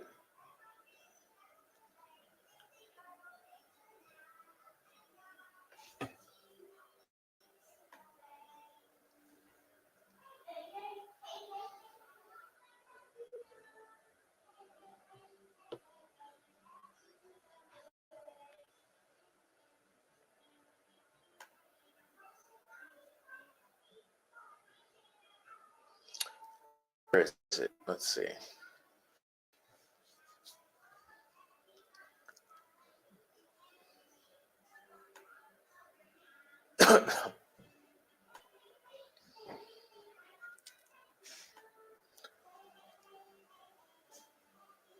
This is the one that is far too long to read, far too much to read, but we will take a quick look at it.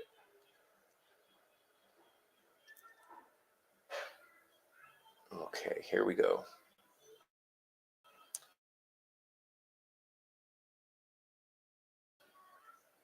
I don't know why it's glitching out here.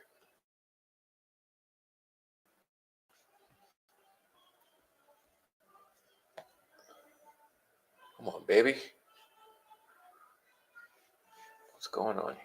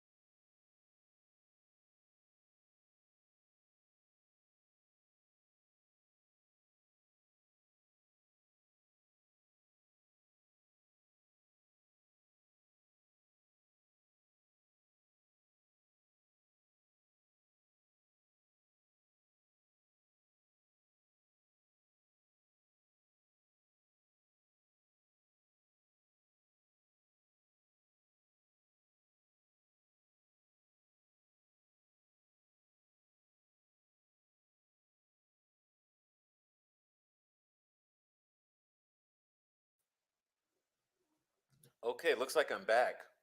I got kicked out for some reason, got kicked out of StreamYard. Apologies. Apologize for that. I am still trying to pull up this the showstopper here. If I can try again, it crashed when I tried pulling it up. So here we go.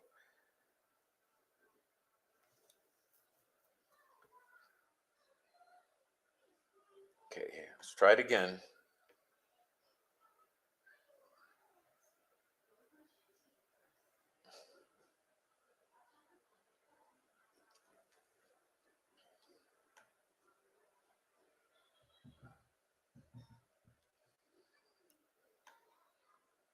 Oh my, is that not working? What the hell is the problem here? All right.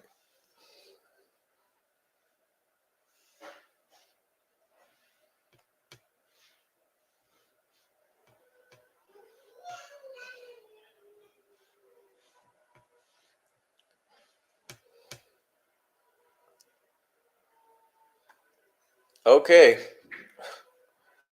Hell.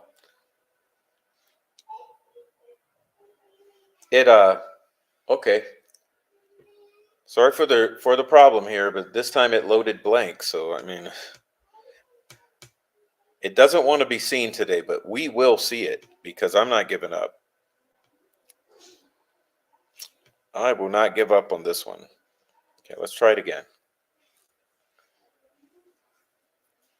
Committed to making it happen. Let's try it again.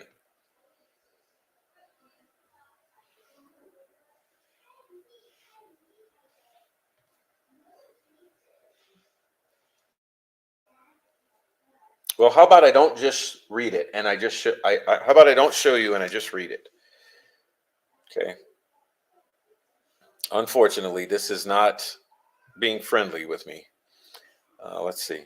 Maybe we can do it this way. Let's see.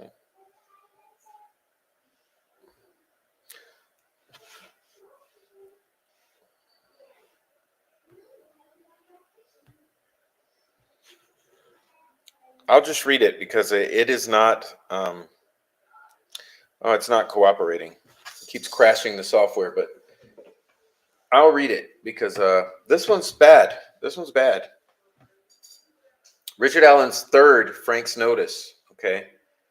Um, on September 18, 2023, a day that will live in infamy, defense filed first Frank's with evidence that Tony Liggett failed to include in the search warrant. Certain evidence that was detailed in the search warrant application was false, certain was omitted, and evidence that law enforcement acted in an intentional manner, multiple instances, attempted to conceal evidence from the defense.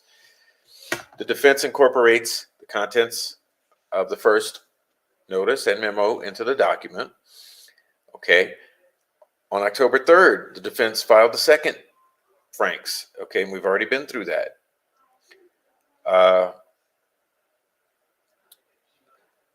On after the Franks 1 and 2 were filed, um,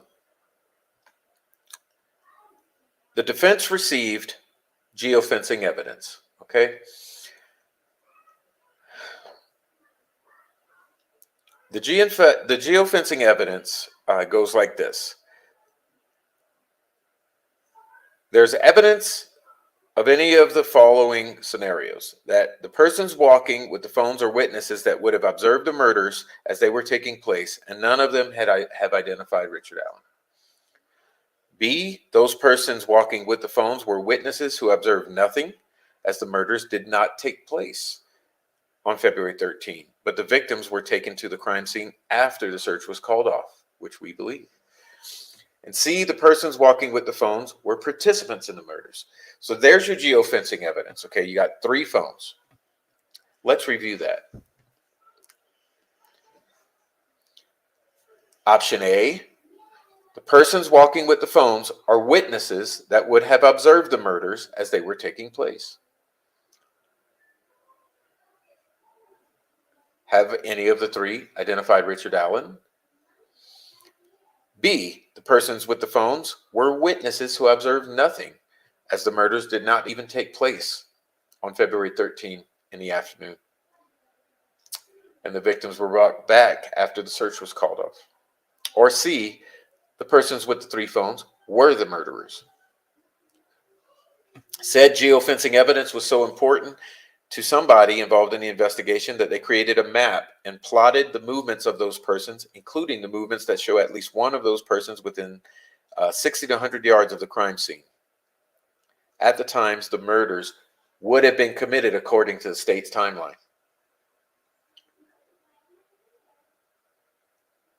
However, the defense is alleging that there's no connection to Richard Allen among these 3 phones. Furthermore, the map shows that the other two phones and the persons carrying the phones were in and around the crime scene between 12:39 p.m. and 5:49 p.m. on February 13th, 2017. That's a lot of time, isn't it? That's 5 hours. The defense has sought out but not been provided any documents or reports that contradict or refute the geofencing evidence. When Tony Liggett drafted his affidavit for a search warrant of Richard Allen's home, he concealed from Judge Diener the fact that at least 3 phones and the people using those phones were moving in and around the crime scene.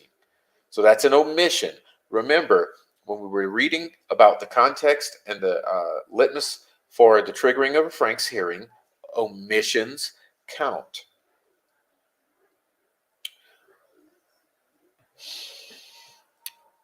If Tony Liggett had notified Judge Diener that certain people not named Mr. Richard Allen or connected to Richard Allen were moving in and around the crime scene for 5 hours at the time the girls were allegedly dropped off and murdered, according to the state's theory of the case, Judge Diener would have not have signed the affidavit, especially based on the paucity of evidence otherwise contained in the affidavit connecting Richard Allen to the murders. Geofencing information would have provided evidence to Judge Diener that negated Richard Allen's presence at the crime scene. Liggett should have told Judge Diener that crucial, relevant, and exculpatory information, which had been available since 2017, 5 years later is when this document was written. Okay.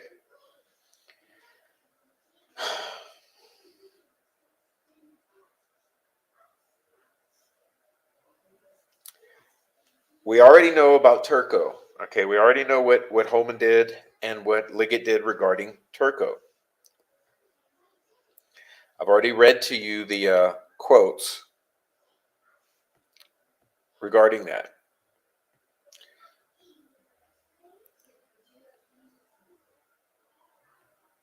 So remember that both both Holman and Liggett misrepresented Turco's words to the point of deception.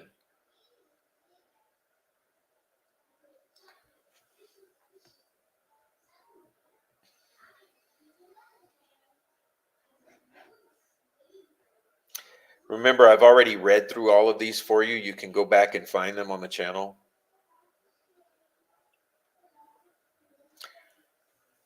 So we have law enforcement repeatedly concealing or attempting to conceal evidence and not telling the truth under oath. Okay. In section 3 of the September 18th the 136 pages of Frank's memorandum, the defense provided irrefutable evidence that Liggett provided false information in his affidavit concerning the words of Sarah Carbo.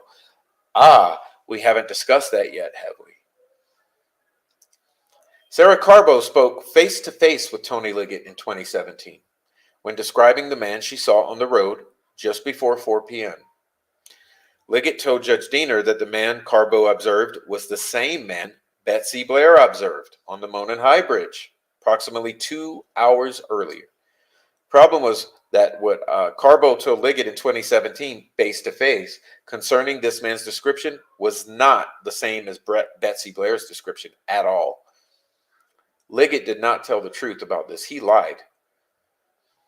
Liggett then misrepresented Carbo's words so that they were consistent with Blair's description. Why would he do that?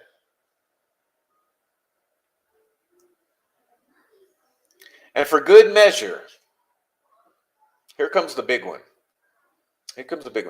He lied. He added that Carbo observed blood on the man walking on the road, when that's not what she told Liggett in 2017 face-to-face. Okay. So he gave a different description of the man in order to make that description match the guy that Betsy Blair described.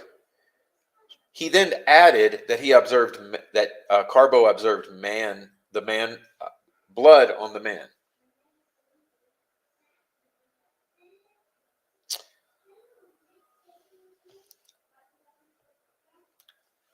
Liggett is omitting information concerning Betsy Blair's description. She observed this man from only 50 feet away on the high bridge. He also misrepresented Betsy Blair's description of the vehicle found at the CPS lot after she left the trails. The vehicle that appeared to her to resemble a 1965 Mercury Comet, and we've covered that extensively on the channel, that does not match in any form or fashion Richard Allen's vehicles.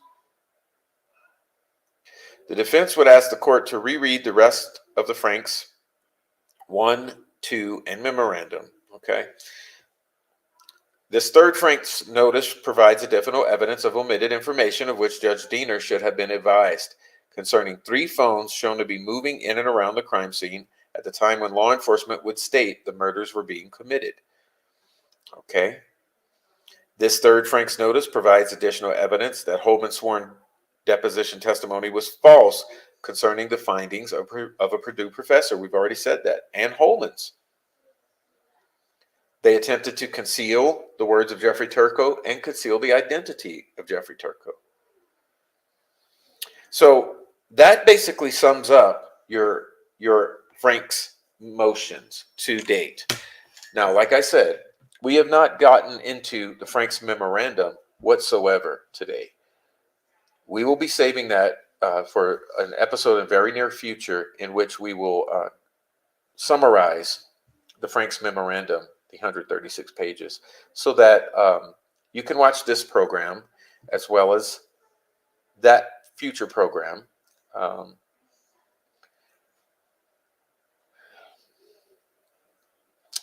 And you will be brought thoroughly up to date on the context of the various requests and evidence that would or should trigger a Frank's hearing.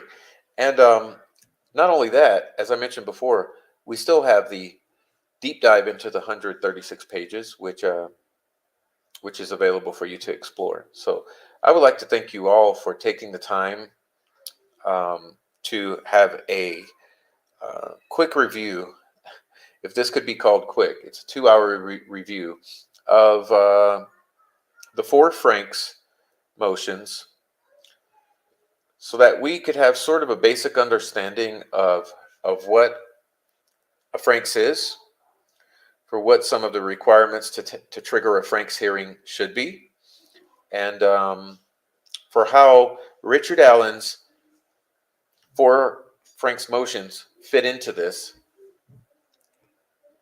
So,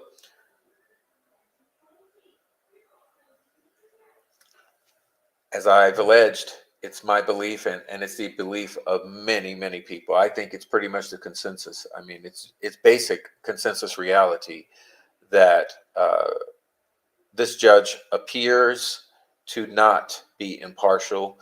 She appears to be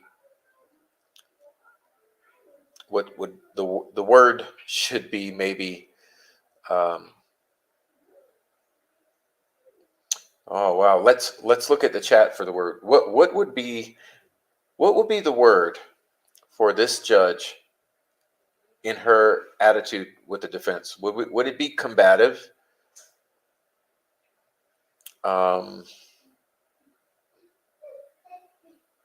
Let me watch the chat for a minute. What would you classify?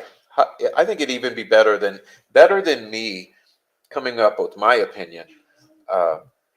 I'd like to look at the chat and see what your impressions are of this judge's attitude with this defense. I mean, not only do I think that she lacks impartiality, I would say combative, but maybe that's not the perfect word.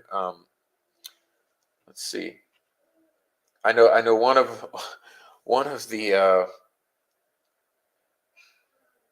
of the ex parte letters that I appreciated the most summed it up in one word, which was shame. Shame.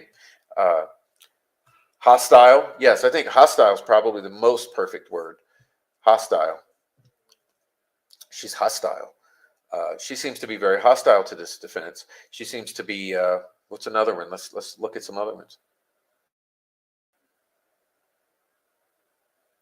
Compromised. Yeah. Possibly compromised. Uh, Scornful, vengeful, demeaning, hostile, disdainful, reckless, mean, unfair, biased, I would say. It's clearly biased. Disgraceful, disgusting, belligerent. I would say that's I mean, hey, hostile, combative, belligerent. What else we have? Unwilling, prejudicial. Now we're getting into we're getting to the bottom level here. Words: scornful, vengeful, shit, compromised. What else we got here? Disgraceful, disgusting, gall, ignorant, unwilling, stupid. Every term here, I love this one. Every term used is symptomatic of a functional alcoholic. Yeah.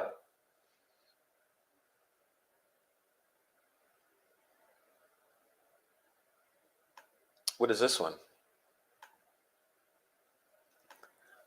Combative, unlawful, unqualified, incompetent,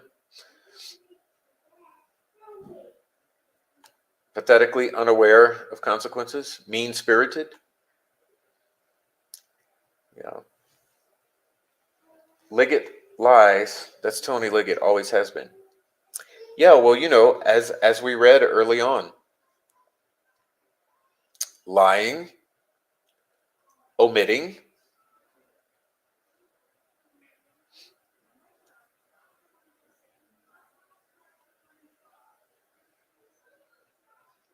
but alcoholic, I mean, that's a good one. That's a good one. Oh, tyrannical. Well, tyrannical is a good one. I would say traitorous. I think we have quite a corrupt. Well, on bottom line, Sandy D. Sandy D. Just hitting it out of the park. I mean, hey, we speak opinions here. We're allowed to say. Uh,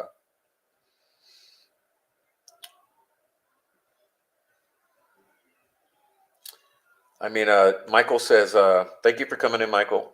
Could reasonably deny a Frank's hearing. As I said above, set aside alleged lies, include the alleged omissions, and maybe there's a probable cause. Very, very low standard for a search warrant."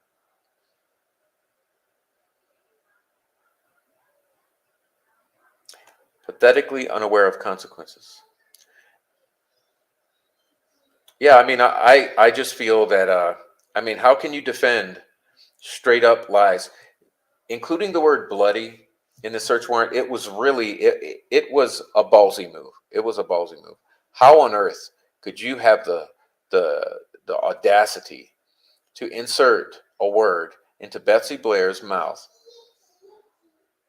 Bloody. Not only did you change his attire, not only did you magically transform his vehicle, but you suddenly painted him with the blood of Abigail Williams and Liberty German.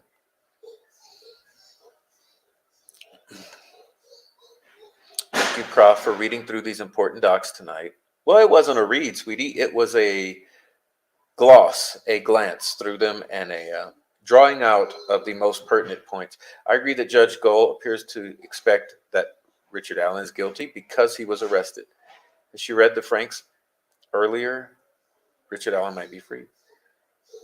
I don't know. I don't know about that. I think that 136 pages plus all attachments, supplements, all the Franks. I'd like to know what evidence is in discovery because, hey, don't you want to know everything? Yeah, asshole. Thank you, Carol, for being properly vulgar.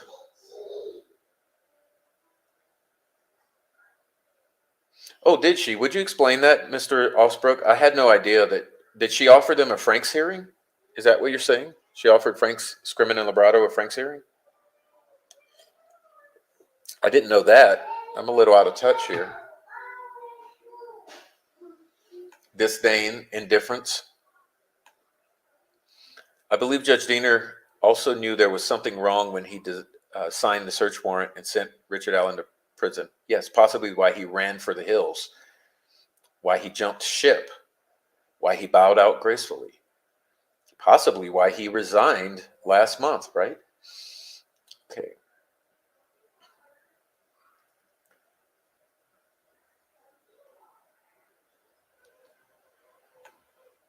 Okay. Osbrook. What did Osbrook say? I'll have to catch up with it. Cantankerous. Good one. Good one, blessings galore. Yeah, cantankerous old biatch. Okay. How can she offer those guys and not Baldwin and Rozzi? Okay.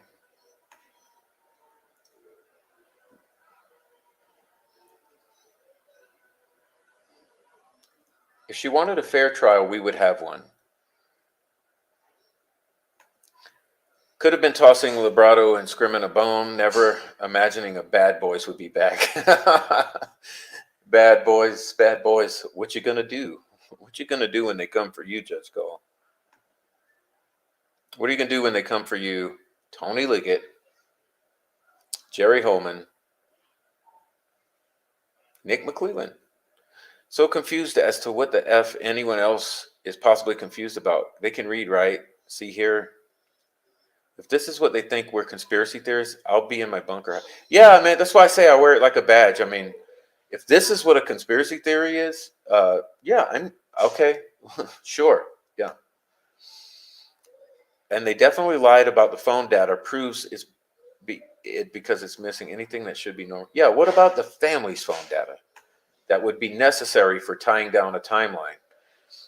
It was confirmation, B. Jones. Every Franks after that has been more and more confirmation. Everything we've been saying for so many years. Exactly. What about the timeline? What about the phone magically turning off or disappearing at 5:44 p.m. until 11 hours later at 4:30 in the morning?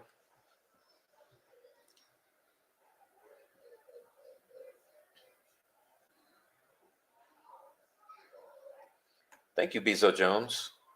She did offer to schedule a Franks hearing to the second defense team. She did offer them a hearing if they wanted to adopt the Franks memo. She's absolutely fucking unhinged, okay? I'll say it. She's absolutely unhinged. She's absolutely fucking unhinged because why does the law not equally apply? Why would she not offer Baldwin and Rozzi?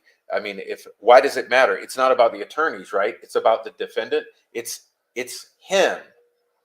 It's him. It's not them. She said she would schedule a hearing upon adopting the former defense team's motion, but then denied the former defense team's motions when they were reinstated because she's fucking unhinged. Okay. She absolutely offered the new defense of Frank's motion. Okay. Sad but true, says Digital.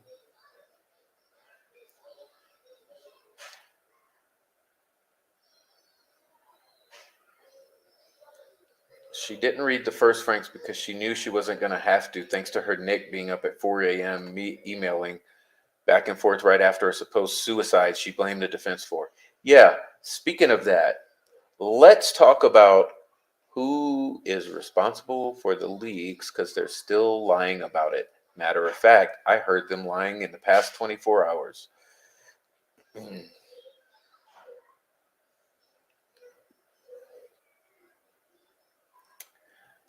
It would seem like, or I would like to see Gull, Holman, and Liggett and others who helped hide evidence cuffed and stuffed in solitary prison cells. Hmm. Yes. Yes. I mean, Mr. Liggett, how many people have you put in jail or prison by lying or misrepresenting witness statements? I mean, does he need a, does Liggett's entire career history need a review? Don't you feel that someone who would do that to this man could have possibly done it to another man and maybe another and another? How many people has Tony Liggett done this to?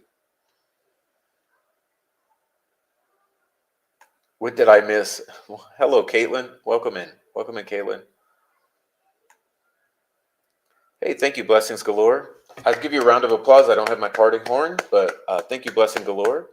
Tomorrow is May 16th, National Barbecue Day. Oh, I would love to go get some in my local barbecue joint. Oh, I love that place. It's amazing. Okay. She definitely doesn't resemble Lady Justice. Ooh. Okay. Unhinged. On the outskirts of Delphi, there are lots of old school buggy driving German Baptists. I'd like to see them speak up. I can't keep up with the comments anymore. Sorry, guys. I try to put more up here. There's so many. Okay, let me catch up. Thank you so much, Blessings Galore. I appreciate that. Ladies and gentlemen, our blessings pathways. Let's see. Let me see. Amy posted them. Let me put some more up. We have Cash App. We have Super Chats. We have, I don't know, Buy Me a Coffees. Look on the About Me section of the YouTube page. We have various funding pathways if you want to support the channel, or hit like, or just comment and do whatever you want to do to support the channel. We love you. Okay.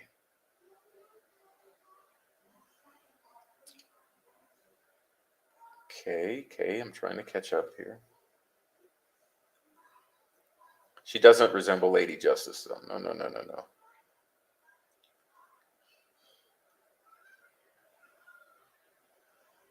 It's about following the law, doing her job without bias. She needs to go away. Yeah, I think she needs to be off the case.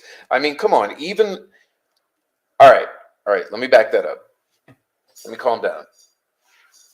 She doesn't necessarily need to be off the case, but I think she needs to immediately rectify and change her direction and get on a straight and narrow and adjudicate this case fairly. Because right now, she gives all the appearance of impropriety, of bias, and of malfeasance. And so does law enforcement in this instance and the prosecutor. So it's looking bad. I mean, it's looking real fucking bad. And if you do get a conviction, you're going to get turned over on appeals. So you might want to straighten your course because this is looking bad. And even the most conservative, middle of the road person would agree. She is communist. Yeah.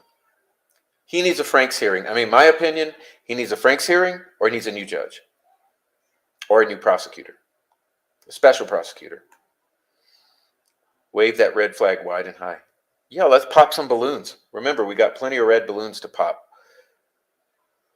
Okay, that sheriff is so hopelessly minerally deficient. It's hilarious. Yeah, good point. Good point, Michael. The best judges are as invisible as possible. I mean, aren't they supposed to be administrators? I mean, they're not like it's not supposed to be the heavy hand here. They should be invisible. I used to like to say, as a teacher or as a leader, as a leader, in my experience, my role is that I gently guide. That's how I teach and that's how I lead. I gently guide. Okay, it's not a strong arm here. It's a gently guiding.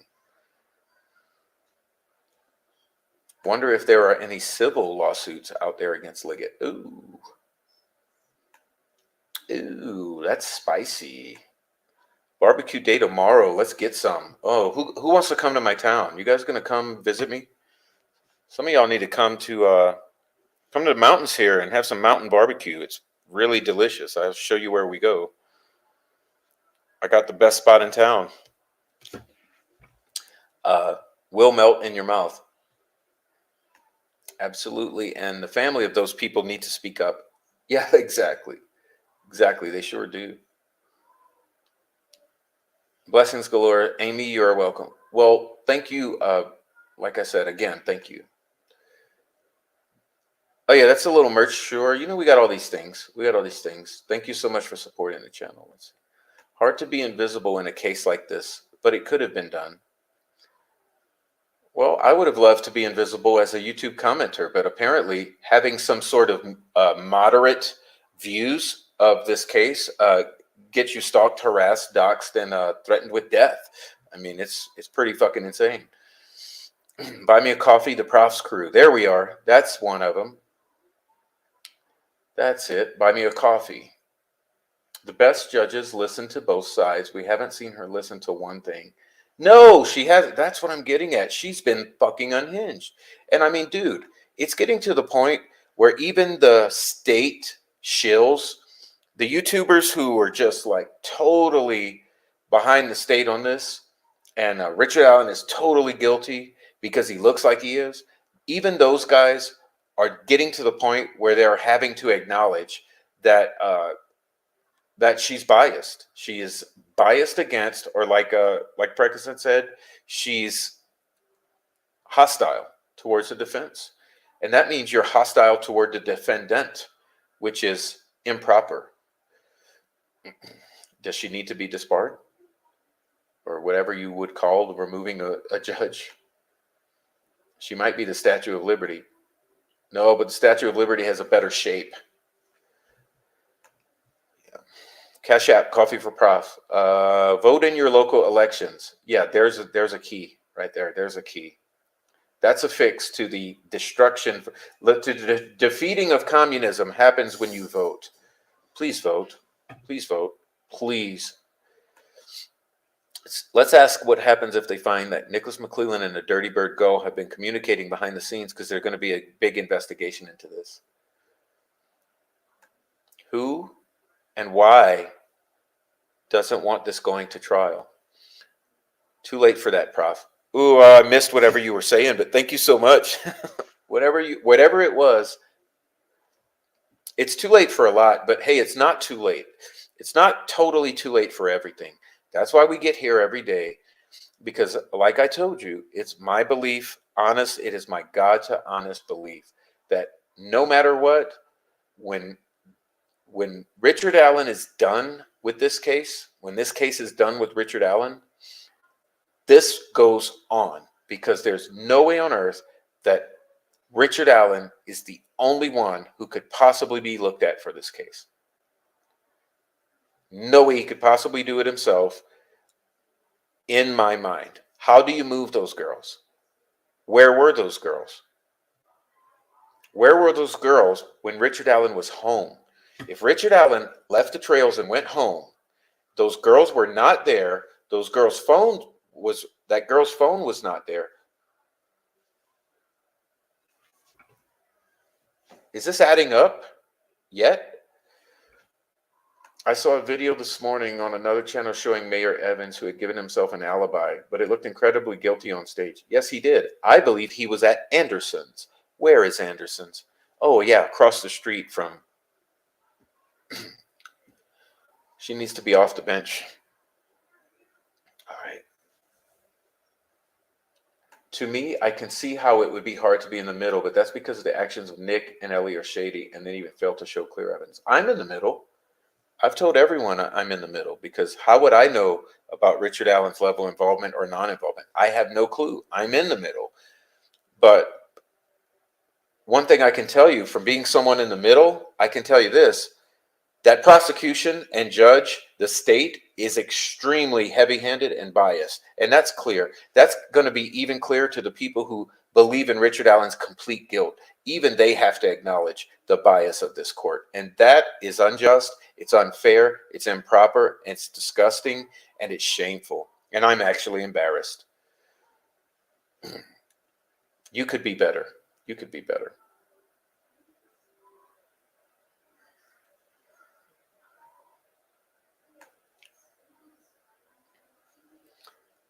Makes me wonder why Diener is being investigated. Why are they losing stuff if he's so guilty? Should not be hard to prove.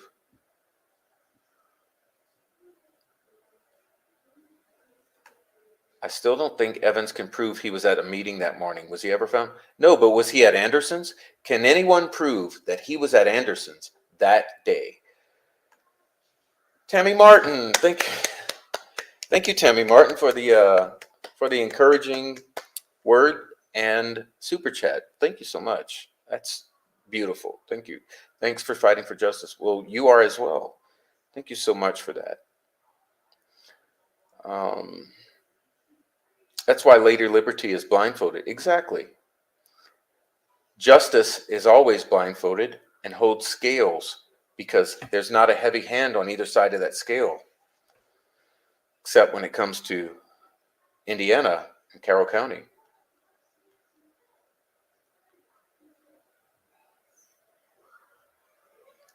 Yes. Shame. Remember, shame. I wish whoever wrote that would write another letter or come join our channel. I need a sense of humor here. The way that they immediately started the cover-up makes me think the message was directly related to them. Immediate cover-up, possibly even before the girls were found. All right, that's my opinion. My opinion is the cover-up started before the girls were found. Okay.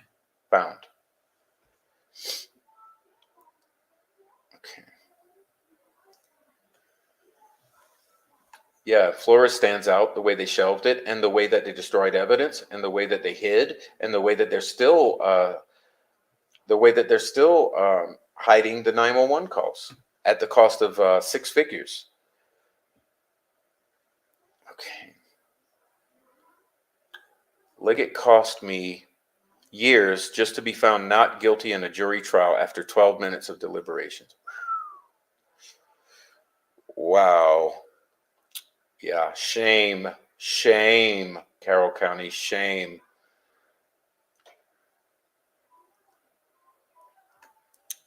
What up, Shay Watson? Hey, welcome on in. Every single creator and their members, no matter which side, needs to ask themselves if they would want her on their case if they were on trial. No, you fucking wouldn't. Amazing point there, Shay Watson. Very amazing point. Welcome in, I have Apophis. The bias reminds me of the scene from Gladiator where unknown fighter is stabbed behind the scenes before entering the arena to weaken them, ensuring a victory for the emperor's favorite.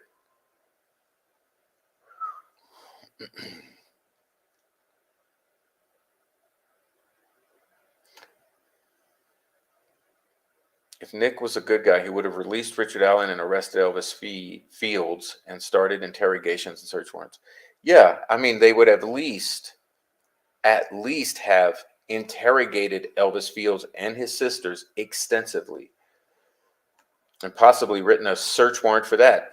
Tony Liggett, why didn't you falsify facts on a search warrant for Elvis Fields? I don't think it's possible for her to turn it around. She's going to have to get gone. She's too far gone. Can't trust her. No.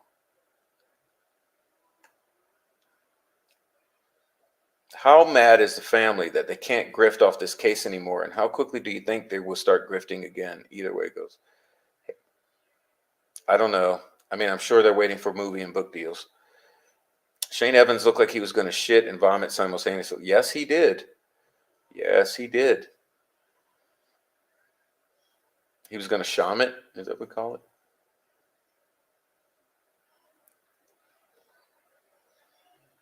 What really happened to his girlfriend? Been wondering the same thing for a couple years. She wasn't the only girlfriend who died. Would you elaborate on that?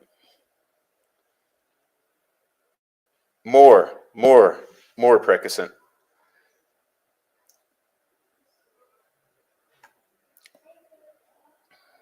Tammy Martin, yes, he did. Well, let's see what Tammy said. Oh, about him shit and vomiting. And Sally, his beautiful ex-girlfriend with 3 children, is no longer alive. Another one to add to the legal pad size of paper of people who've been unalived, possibly.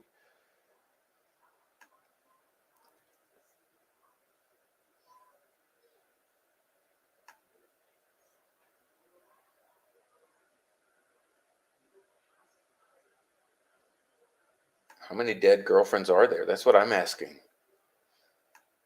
Jerome Weiss. Mm-hmm. Yes, and Cat.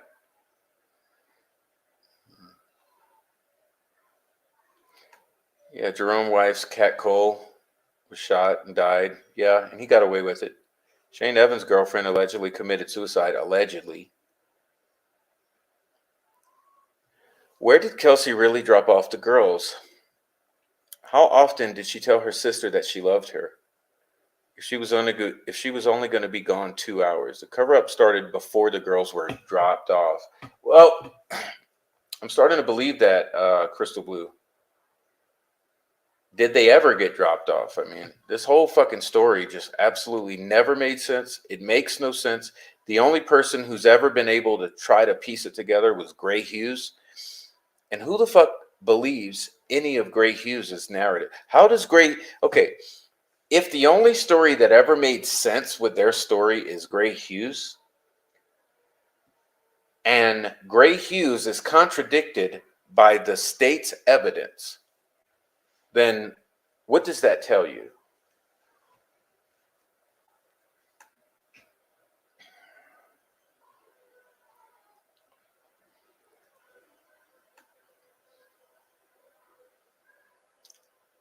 Libby was the victim and we're now stars.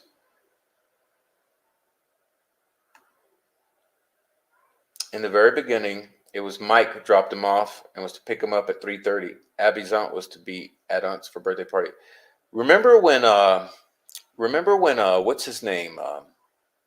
Burston. Remember when Burston was on the little radio show that the ISP runs and he said a parent dropped them off? You guys remember that?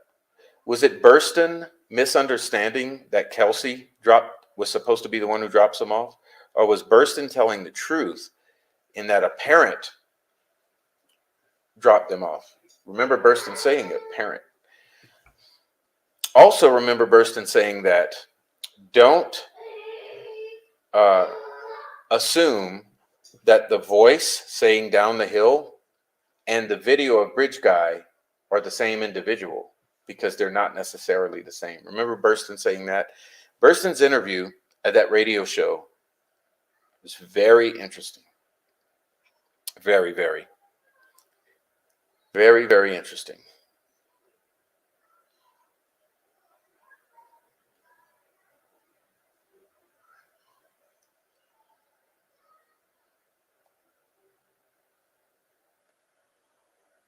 Indiana Road Show, something like that. Yes, the ISP radio show. Northern Star says, I asked Tara who dropped them off, and Tara told me she dropped them off. They are lying for dark reasons. Whoa.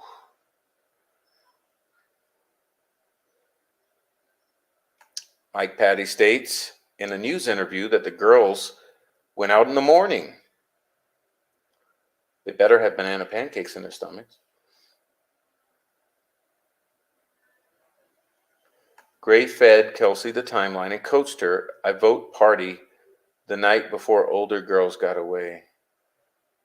Oh, yeah. Yeah, I see. Do better, people. Tell the truth.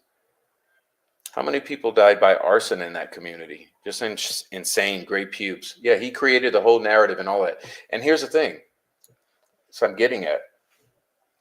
If the evidence that the state has turned over in discovery does not add up with Gray's story or timeline, so what? So what really happened? And why is this judge and law enforcement prosecution being so heavy-handed with a thing that doesn't add up? I mean, I'm not making shit up over here. Neither are you guys in the chat. A mom wouldn't off herself in a park. I can't even fathom that.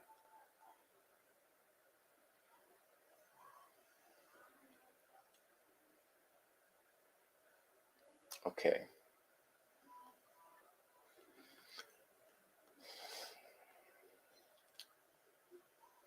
Okay. Thank you, Northern Star, for that comment. That's interesting. The reason the defense has filed all those rambling, ranting motions is because you can't introduce new evidence in an appeal. But yeah, you put it on the record, and they know they're going to appellate court, so they're getting everything on the record. That's my opinion. That's my conspiracy theory. Hey, I'm allowed to have it. Geofence would prove for 100% that Kelsey and Liberty was in the same place at the same time. So ask yourself, why is a prosecutor fighting for the geofence not to be allowed? Yeah, I've been concerned about that too. That's my opinion too. That he doesn't want discussion of that geofence evidence related to exonerating Richard Allen. Red flags.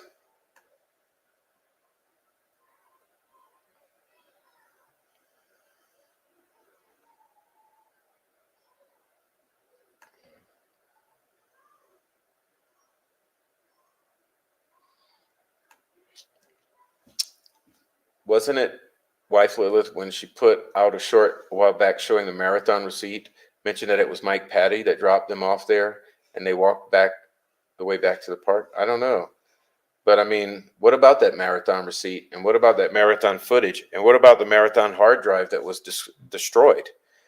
I mean, you guys seeing something shady here with the marathon? Here's another thing. How close is that marathon to Riley Park?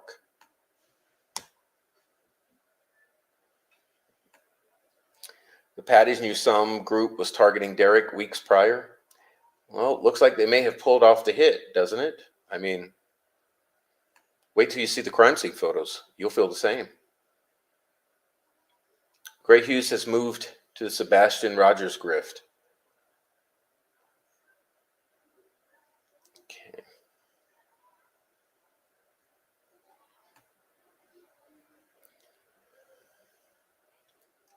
Gray helped create the timeline. Who the fucking what world let a guy out of nowhere make up the timeline? Get the fuck out of here. That's what I mean, dude, the Gray Hughes thing. I mean, it's come on, Mike. Why was Derek at Wilson Bridge?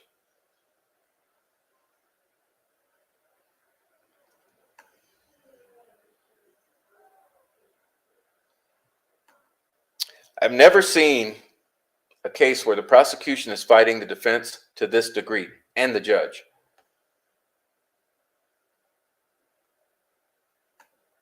All right. No, you're not allowed to even mention them. Otherwise, the whole troll farm comes to you and wants to kill you. Why would you hide everything about that family?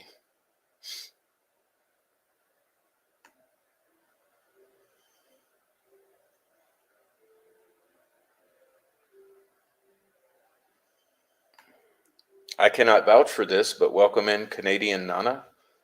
I've seen Libby's post from night before early AM, and she was furious, mad at everyone.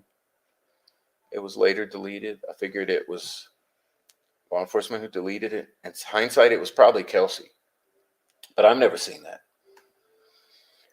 How did they still get it wrong? They said they went off the phone call time of Kelsey and her boyfriend, yet say off of video evidence. So who is lying? Yeah, and where are all the phone records for the family that would be essential in providing a timeline? If they would have listened to Tina Rodell, they may have been looking at the right crew. That's my opinion. They should have been listening to Tina Rodell. They should still listen to Tina Rodell, and I think she's telling the truth. I think she always has. I mean, isn't it odd that her statements line up with my total independent findings before I even knew of her? Didn't the owner of Marathon die suddenly? I don't know.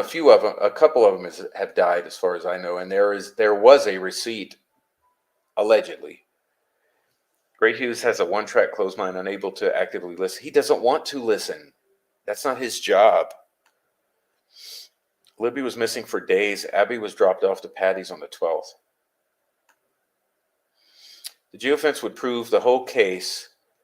We know that they have it, but don't want to let it be shown. Any prosecution would shove it up the defense's ass. Yeah, if your geofencing showed your suspect doing the deed, you would shove it up their ass. Gray Hughes states he made a timeline and Ellie wanted him to do a reenactment. My God. Well, you got someone else for that now. You know who does that. They're all working for the same team. Why? Okay. Maybe? Amy, come on. Come on, man, Amy. Maybe? I think it's pretty obvious that he was. I think, like, this whole statement here, ain't no maybe about it. I mean, I think this is pretty obvious at this point. Yeah, no doubt, Georgia Jakes. Big red flag is Derek and Tara not asking Cheyenne if she saw the girls or anyone else. Which group has the photo equipment that can alter pics and video the way the eye shows in Shadow Man? I don't know. Maybe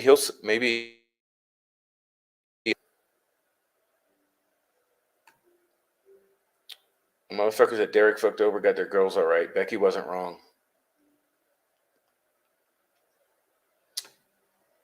Kelsey was Photoshop queen back in the day, Crystal Blue. She used to be paid for editing shit. Maybe still is. Yeah, well, a bunch of them were. They were all in the photography, that whole little crew. Remember? They were there to search, yet sitting in a car looking like a drug deal. Remember that statement? Yeah, it's that. I mean, come on. You think there was a search and urgency? It doesn't appear so. Okay. I was looking the evening they were still missing. She was angry and saying, "You're not my friend. None of you. Only so and so is." I forget the name, but yeah, she was mad. Wow, I've never heard that story. Derek supposedly Diane, no fat flannel shirt guy yet, asked him when he got on the trail.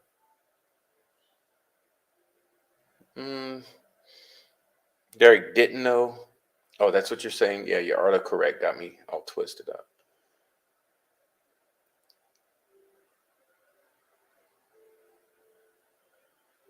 Amber Balls. There it is. There it is. Yeah. Thank you, Northern Star.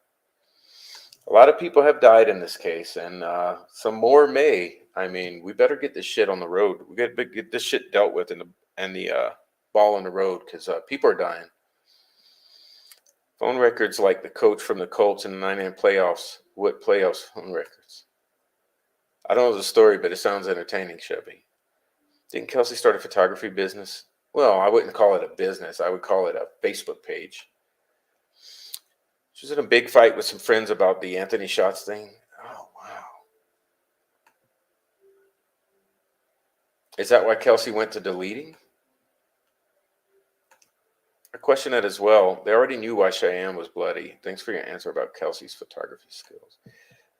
Derek German was a CI. That's why he didn't go to prison for that ammonia that he stole from the farmer. Yeah, he I guess he also threw some people under the bus, like a couple of other of our YouTubers. You'll be finding out about that in the future.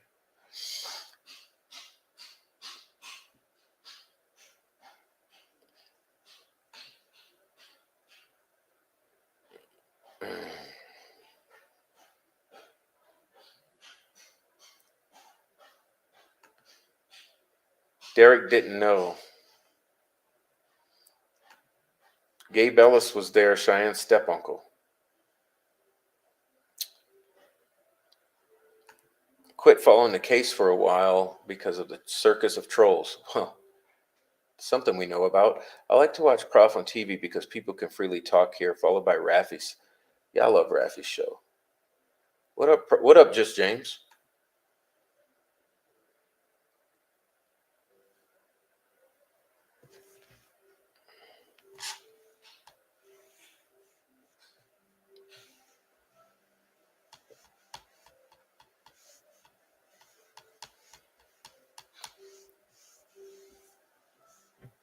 Okay. Why would law enforcement want to hide the fact that Gabe Ellis was there that day?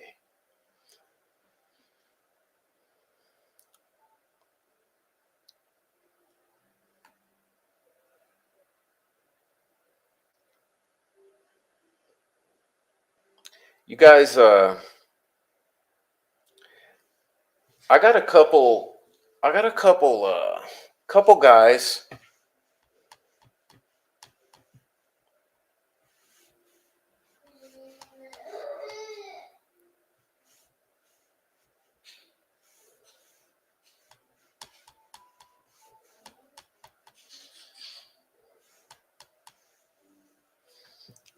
I got a, I got a couple guys who I think look like that bridge guy image.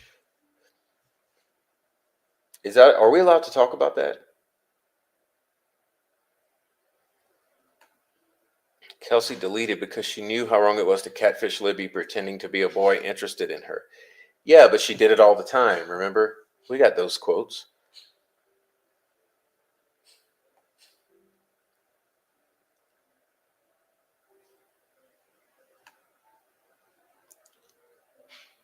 What's up, Bill? What's up, Bill?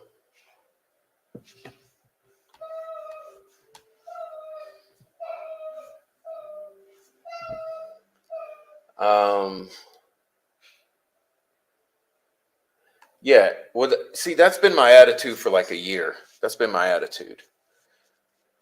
How come only the people that were really out there that day was family members and friends of the family, including the searchers? I mean, it's been my issue with it the whole time, Chevy Killer. It's like no one sees that. Are we the only ones who see that? You and me?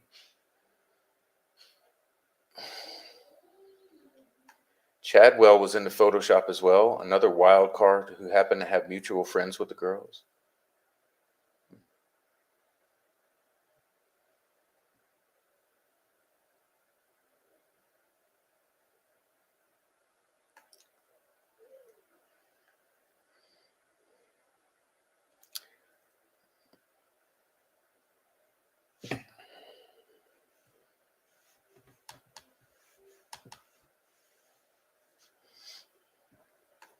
Most judges, former prosecutors, with same mindset, guilty if charged. She's on another fucking level. I wish more people would pay attention because this shit goes on more than people realize. It needs to get fight for change.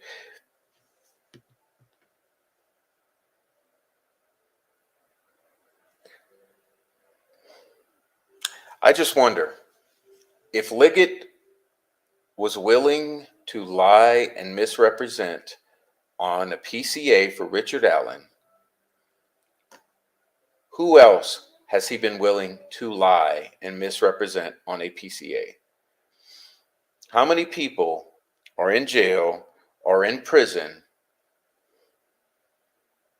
for for Tony Liggett's lying and misrepresenting?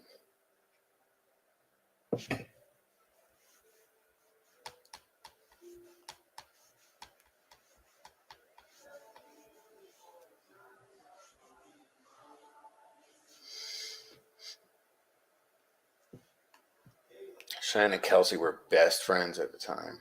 Yeah, I know. I found that on Twitter. Remember, it was a Twitter post. Screenshot it, don't worry. What kind of investigation lets the family tell the story? Yeah, through Gray Hughes. Kelsey knew exactly how to get a hold of Ancelotti's shots immediately. Okay. What kind of investigator allows a sister to delete shit from the victim's phones and accounts?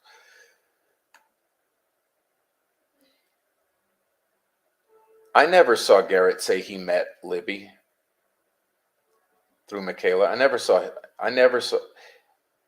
You'll have to point out, you'll have to email me the exact video because I watched all that Open Secrets. I kind of don't remember that part. So that's a bold statement. So I want to make sure before I repeat it. So I'm going to say I can't vouch for that one.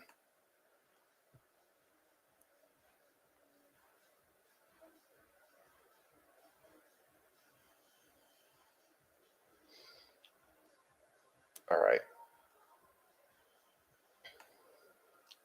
They were both wearing my sweatshirts. Remember the huge deal.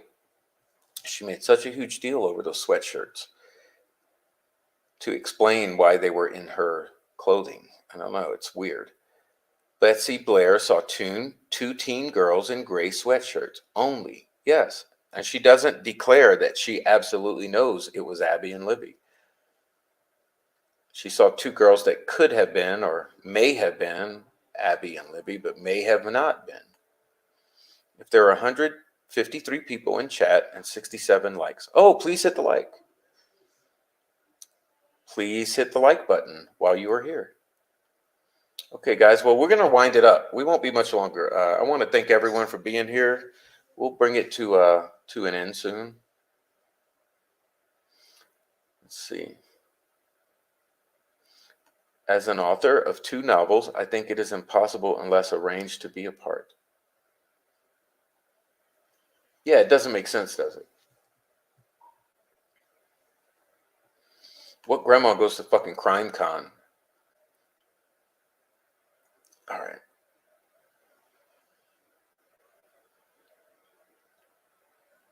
What kind of investigator lies about professor? Okay.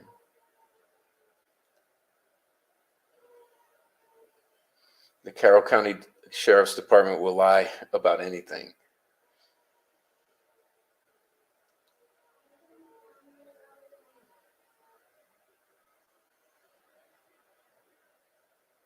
Okay. I think I've caught up. Have I caught up with the chat yet? Yeah. Have I?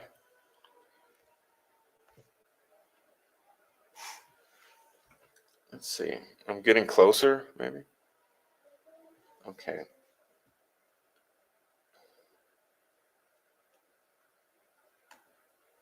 Yeah, that was kind of my assumption, Chevy Killer, that she started with all that shit to explain her DNA on those girls, maybe. I don't know. What kind of system allows a sister to delete? What kind of system allows a sister to hold and alter evidence? Where's the chain of evidence? When would that ever fucking happen?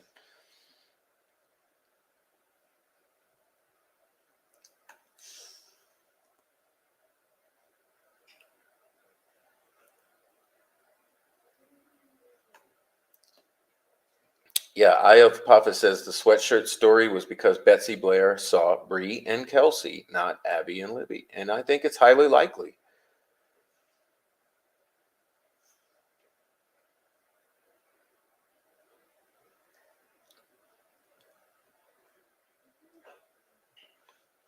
I don't know. You guys got a comment for Chevy Killer's comment here? You guys got a response? I'm not remembering that too clearly. I mean, kinda, not really. Maybe some in the chat would. Give me a moment to get something to drink, please. Just a moment. I won't be long.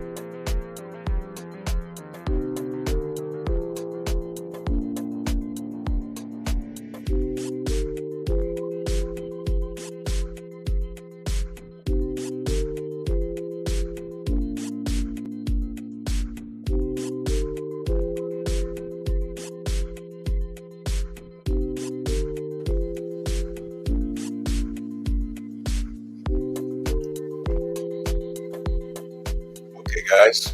Apologize for that. I had to get up a minute and get something to drink. All right, we are back. We're gonna all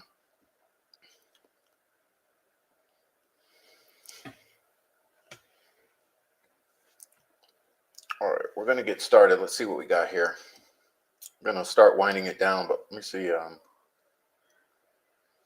see what we got here. Where did I leave off?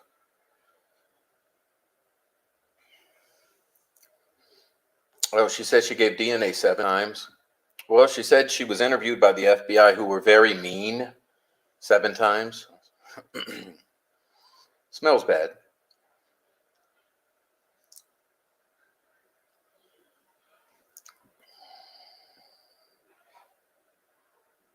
Since you can lie, cheat, steal,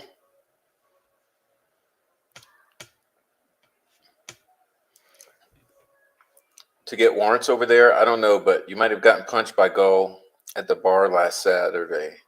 No one's checking, keeping track anyway. Maybe then she'll pay attention to the Frank's motion. Pardon me. Appreciate your review of documents, and yes, Gull is all of the above. What is it with Indiana Supreme Court? They had a chance to make this right. They failed. They don't care. Why is FBI letting this happen? I mean, I don't understand with the feds here.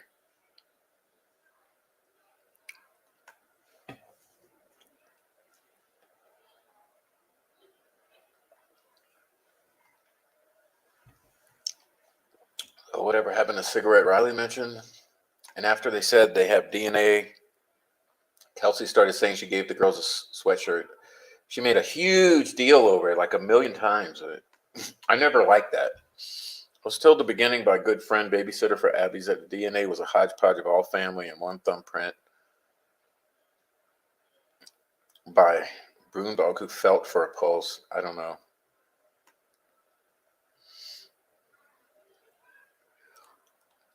The only thing that stays the same is that every story changes. There you go. There you go. Georgia Jakes. Superstar comment here. All right.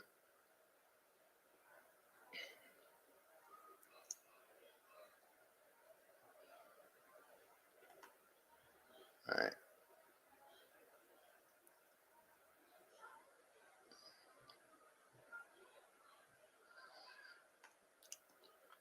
99.9% positive that Kelsey's DNA was found at the crime scene. Remember the story of Becky Patty washing Abby's clothes the night before? So her clothes would have anyone in the whole fucking family's DNA, including Cody's.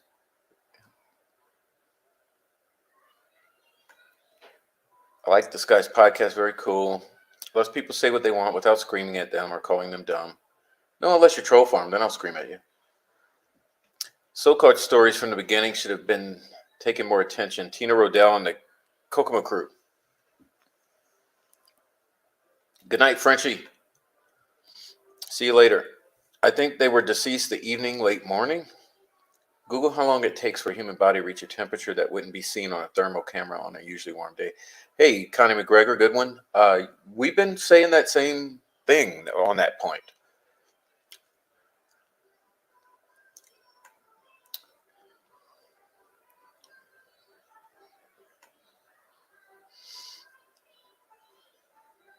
Thought it was Pat Brown who shook them and attempted to administer first aid when he discovered the girls. I don't know.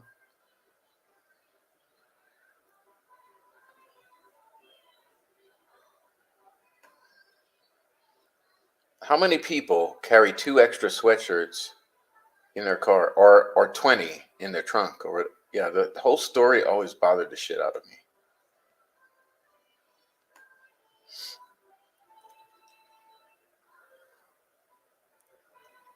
Uh-oh. I kind of lost track of where I was. Let's see.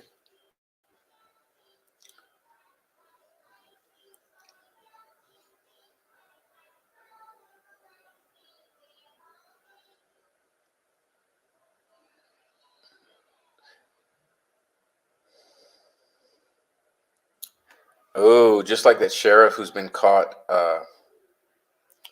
spending all that money. Yeah. He's in big trouble. He's in big trouble. Clever alt name is a new troll. No, that's an old troll.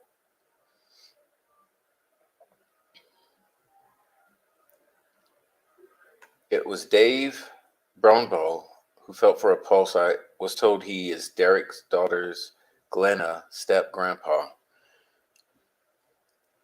All these stories are so fucking suspect.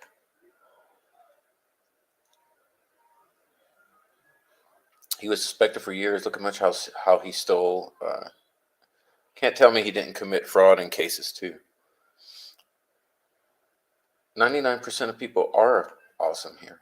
That's why I love this chat. Let's see. Becky Patty basically covered all bases by saying that she washed Abby's clothes. Any family DNA could be explained.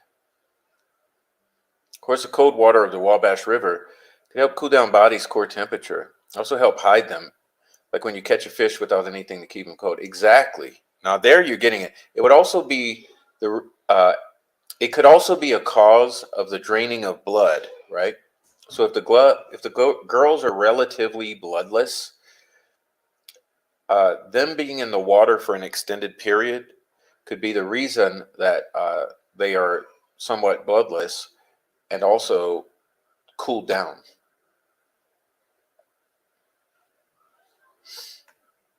Do you think the staging was to point them in the Odinist direction, or were they involved too? At this point, it's hard to determine. I think it's either a setup on the Odinist, simultaneous with the setup on Ron Logan, or there truly was a sacrificial component to one of the girls. So it's either or. At this point, we just don't know. At least I don't. They weren't there when that drone was flown. I don't believe they were there until 4 a.m. or something, 4:30 a.m.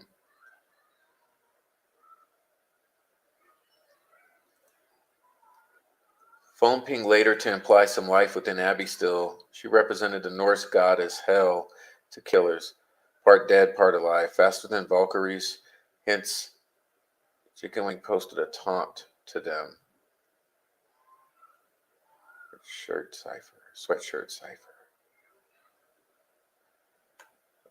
They'll investigate it when they lose money, but who cares about life and liberty?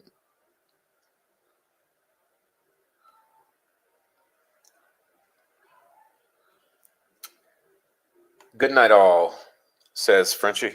Good night, French. Done to protect the previous night's negligence after learning the girls snuck out? I don't know. Absolutely, they definitely had Kelsey's DNA at the crime scene, and Mama Becky Patty had to cover up for them. I don't know. So why do they seem to make a big deal about animal DNA? They sure do. The troll farm especially. Troll farm especially makes a huge deal about alleging some kind of pet DNA or fur or hairs.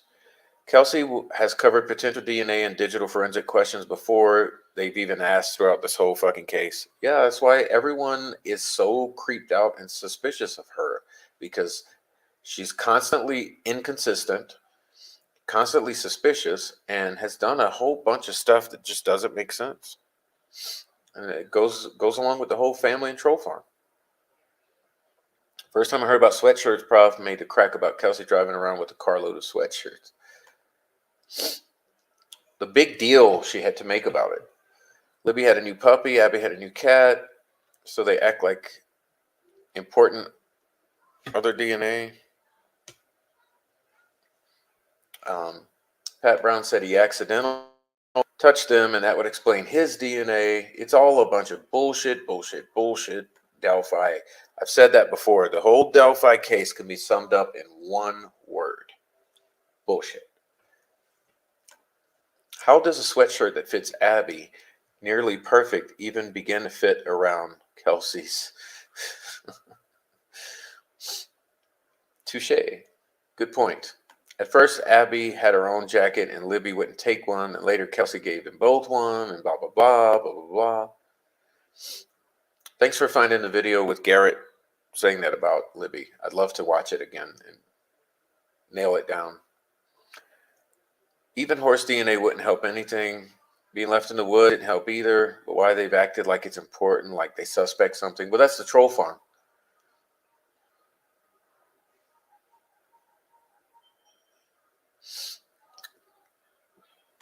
I heard that Pat freaked out and threw himself on the bodies. Very overdramatic. Not sure if that's true. Well, I've heard the same that not that he threw himself, but I heard he went and he touched them all over. That was a story I heard.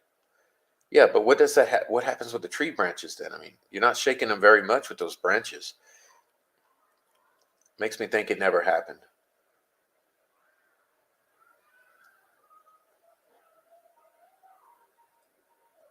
Becky once asked if one could get arrested on DNA alone.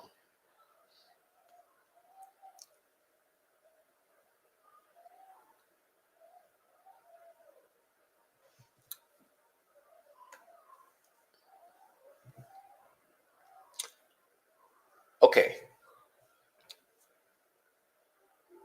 Important points here. How did the girls' bodies get cleaned?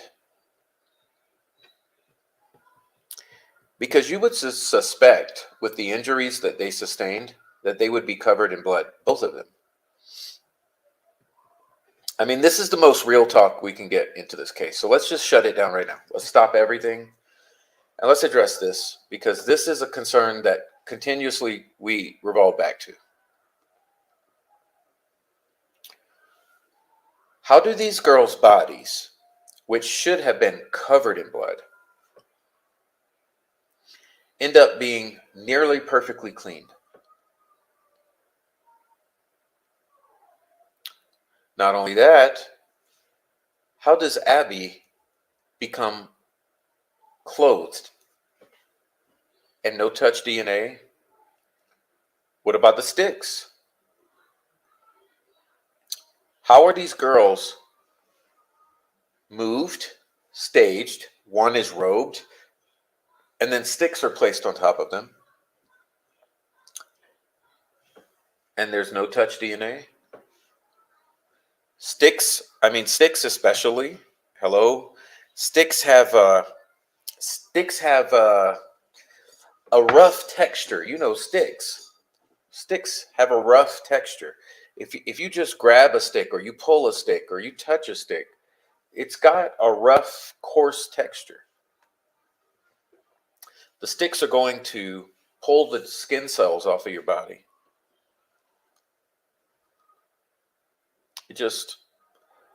None of it makes sense.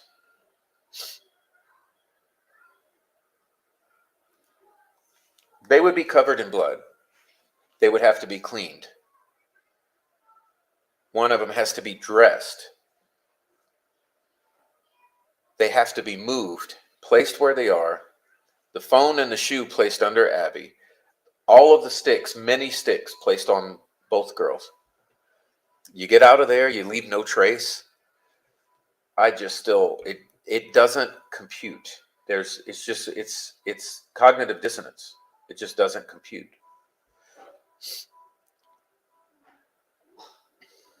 Okay.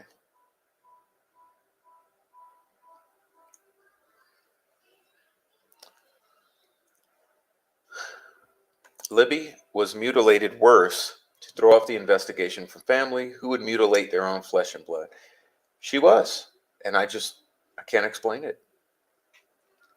It's a full-on red herring. The pick video, the Odin angle, the catfish Anthony shots, I don't know. Just nothing makes sense whatsoever. I mean, that's what I said, this entire case. I hate to be so crude, but it's BS. Okay. I'm going to try to catch up so we can wind this down for tonight.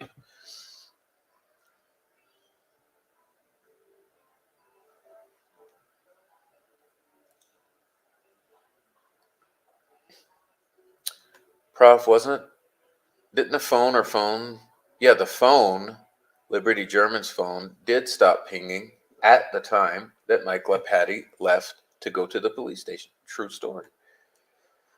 Could rival gang making it look like Holder and friends, but why would he have been there? And also, he's taunted about this case since the beginning. Well, possibly. We don't really know that, though.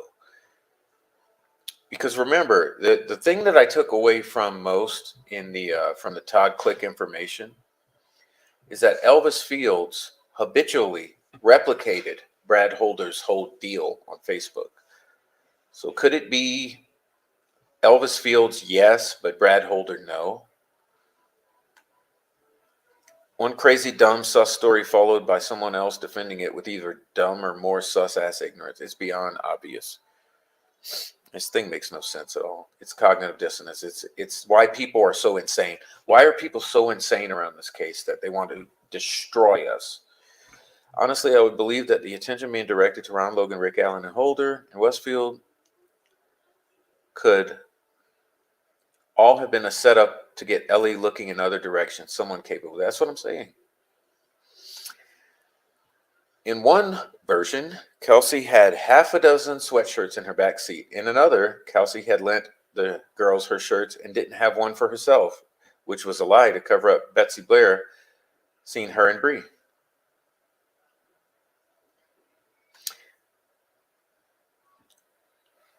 If he was, no, I don't agree with this, Georgia. If he was being set up, maybe he wouldn't be worried because he knows he's not involved at all. I mean, I would think it's the opposite. I would think if he was not involved, he wouldn't give a shit because he knows he's not involved. So he knows they can't prove that he was ever involved. So he's not going to give a shit. And I thought it was very interesting when this Frank's memo dropped. When this 136 pages dropped, I was very well aware that Brad Holder was taking messages. In other words, he was taking Facebook messages and responding to them. What kind of guilty person would do that? I don't know, but maybe. I'm just saying that I found it another thing that it was very interesting that here's Brad Holder, the Frank's memo drops in which he's a central figure, and yet he's responding to Facebook messages and saying he's going to sue people. I mean, which is to me, I kind of would think someone who is not involved would be saying and doing, but I don't know. Could be a setup on him, but it could not.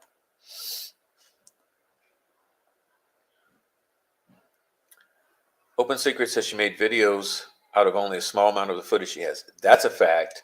There's more. There is more.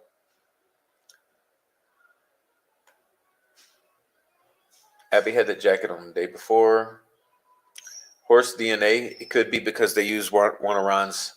Okay, my theory has always been this. If Garrett Kurtz was involved, Garrett Kurtz worked those horses. He knew those horses. Garrett Kurtz could have used the horse to move the bodies if they moved the bodies by placing them on the horse. I don't know. Do you?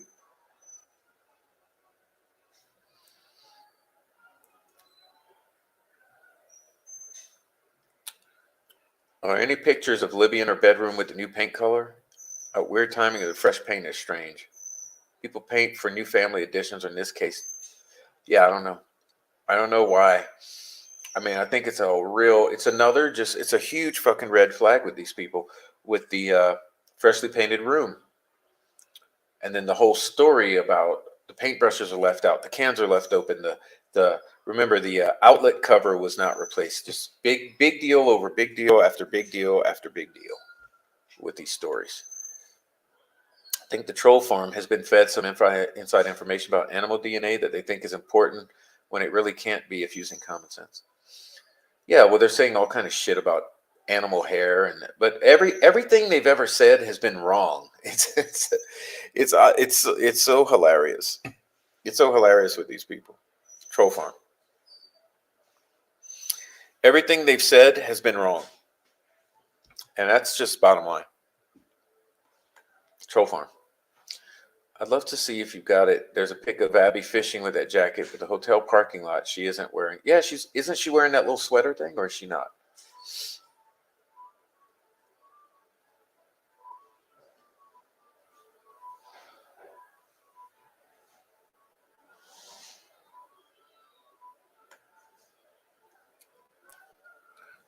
Yeah, there's all the crazy ass stories. Like I said, that's what people wonder why. Why do people attack Kelsey? Because she's never made fucking sense and never been consistent in 7 years telling stories. And I'm not trying to be mean here. It's just, isn't it? I mean, isn't it odd? I mean, people have.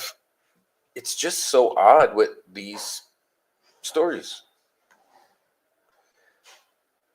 Remember the man who discovered the body said there were two deer? Yes. Odin's sacrifices and painting always show deer. Yes. It's a whole thing with deer. And there's a whole thing with sacrifices where animals can replace humans and humans can replace animals. It's a thing. And we read some of that on some previous episodes.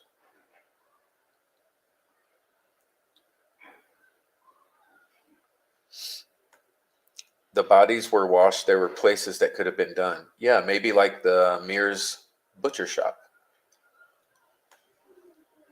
Neck wounds are very messy. I just don't understand how they were cleaned. Those bodies look pretty clean. I think they were equally clean, Chevy. When so for me, I'll say it nicely. I think they were equally cleaned, but I think that Libby had blood drizzled on her, and she clearly had blood on her hands. So I don't know. It's sad. It's very sad. Yeah, almost makes it sound like Pat Brown put his DNA on them. I mean, it's also such like I said, this whole thing is bullshit. Every story you've ever heard just sounds like total BS. Thank you, James, for the wonderful super chat. Thank you very much. Thank you so much. Yeah.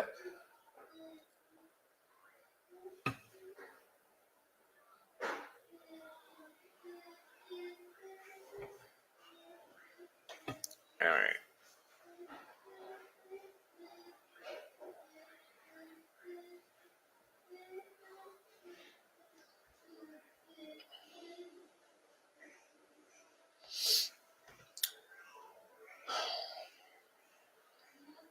I'm trying to wind it down, y'all. Let me catch up with the chat, and we're gonna call it a night.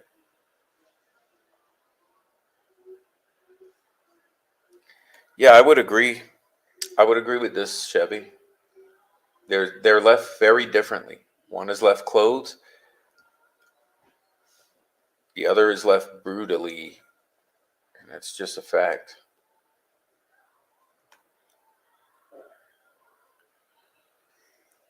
Both girls received equal amounts of attention,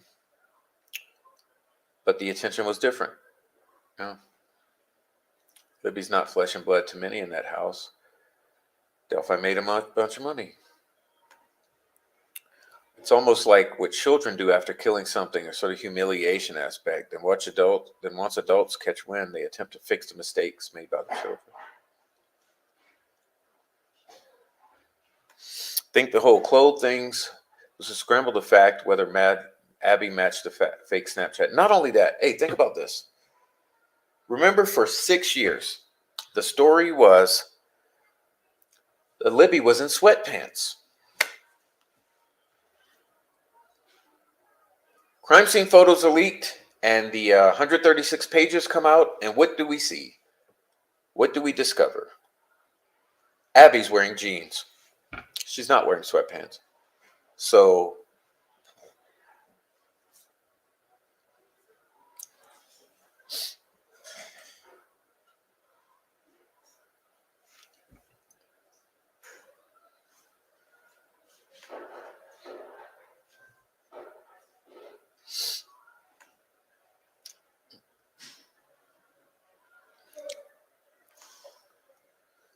pre-planning in 2 locations, blood drained prior to staging, bodies cleaned and dressed prior to staging, several individuals to deliver bodies. Yeah, I mean, that's why I'm just thinking there's no way Richard Allen did this. And if he was involved in any way, there's absolutely no way he did it alone. How are you going to move those bodies? How are you going to do all of that and move the bodies and leave them how you left them and blah, blah, blah, blah, blah. Nothing makes sense. Good night. Got a woke 2-year-old on the loose. Thanks, Prof. This was equally amazing as these folks are total whack. Good night, Simone.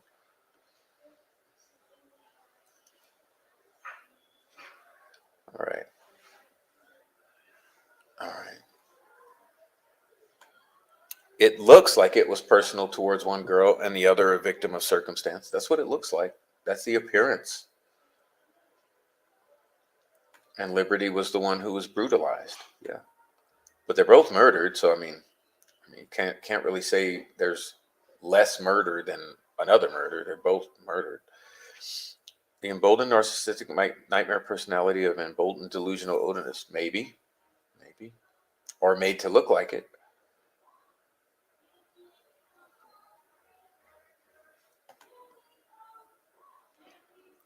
I don't know if Brad Holder, more of a critical thinking problem. Investigation of even average degree would clear up the question if Brad Holder is being framed. Can't even answer what we have now. No, that's what I'm saying. Like, we haven't gone to trial. We don't know anything. What's his name? Phoenix made a good point recently, saying that we don't even have a clear theory of the crime from the prosecution. We don't know what they are saying. We don't know the evidence. We also don't know what they are saying. We're just trying to piece together what we think they're saying and what we think the evidence will be. You know, we have 10 times more of a clear idea of what the defense is saying. At least one creator who saw the crime scene photo said one of the girls had a blood trail dripping up their forehead, like the head was angled down at some point. I don't want to talk about that level of detail. All they've done is intentionally F up the investigation for one of a few reasons: incest, form of powerful pagan weirdos, stay quiet, catfishing, got out of hand, relationship with law enforcement, something like that. Something like that. I don't know. Posting in the middle of the night about working out. It's kind of weird. Is it true that they were practicing militia? No, that's a rumor. Okay, that's a straight up rumor. No one's seen that. I haven't seen receipts. I haven't seen evidence. There's only a couple people alleging that. It just seems like a rumor. But I mean, it's plausible. They are secret keepers. It's not were. There's no were about it. All of Delphi is one huge fucking secret, and it's time for them all to stand up and start telling the truth about what happened in their community. It's really sad.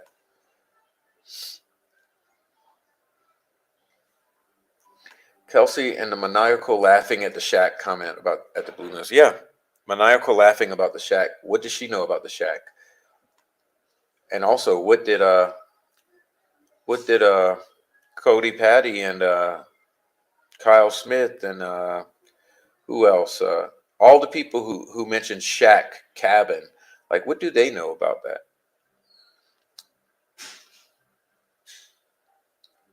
Okay.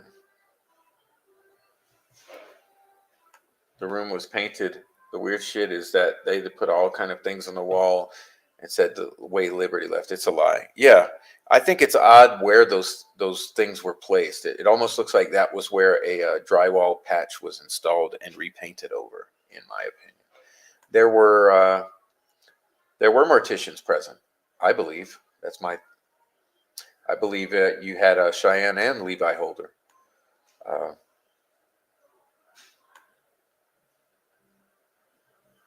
yeah. The weirdo stunt with Becky in the book.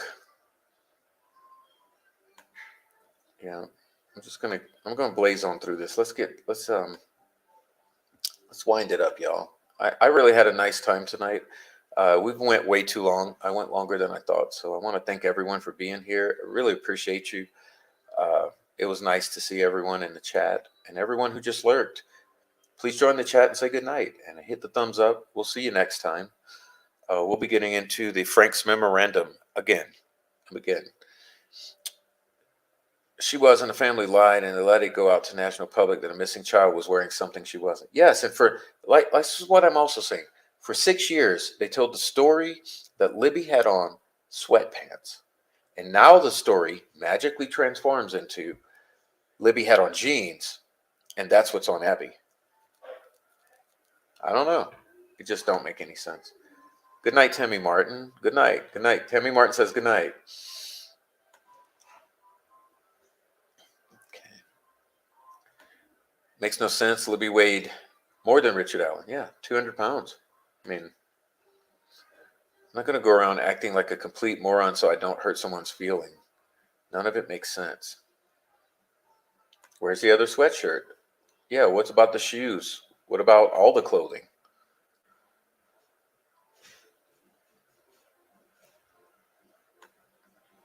How the F did the police not go, you're a lying and a liar, and she's wearing this, and we found this, and we're wearing that? And what kind of investigation was done into this crime? And how will we ever know? Because did they lose 77 days? Did they lose 77 days of evidence? How many hours of recorded evidence was lost? How many gigabytes of data from family cell phones and other cell phones? Like, how much evidence in this investigation has been lost? How will we ever know what was investigated and what was found as a result of that investigation?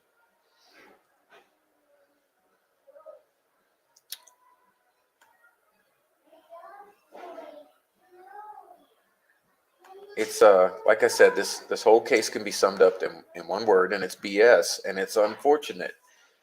It's very unfortunate. Sorry for the illiterate comments, trying to squeeze in as much as possible to avoid spam. Well, first of all, it's not illiterate. I've loved your comments, and you did a great job. You did a great job. You have awesome comments. Please come back when you see us on again. Oh yeah, everyone in here, look, hit the subscribe, turn the notification bell to all. I noticed in my analytics, only a small percentage of you are subscribed with the notification bell to on. So hit those notifications to on, and you'll be notified when we come on live or upload a new video. And that will be nice to have you back, because it's people like Connie who I enjoy coming and leaving nice comments that are thought provoking.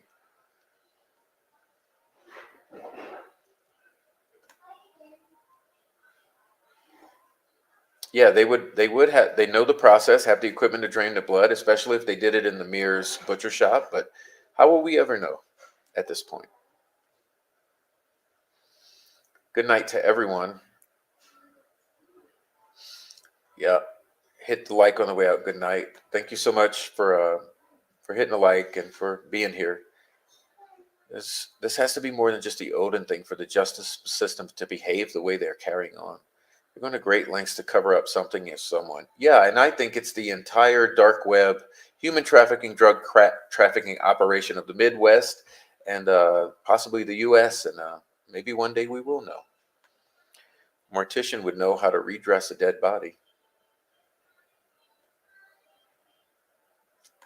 Good night, Kayla. Good night, Kayla. Becky mentions Converse by name when she mentions that day. She didn't mention any other name brands. The Converses are the first thing that threw me off on the bridge photo. Yeah, it's also a town in Indiana. Converse. It's right in the neighborhood. Prof, me and you, like, we're absolutely fucked. Being called killers, we are evil for questioning anything that doesn't make sense. Yeah, if you question the obvious, you're a conspiracy theory and a piece of shit. Mortician would be able to remove the blood clean. Yeah.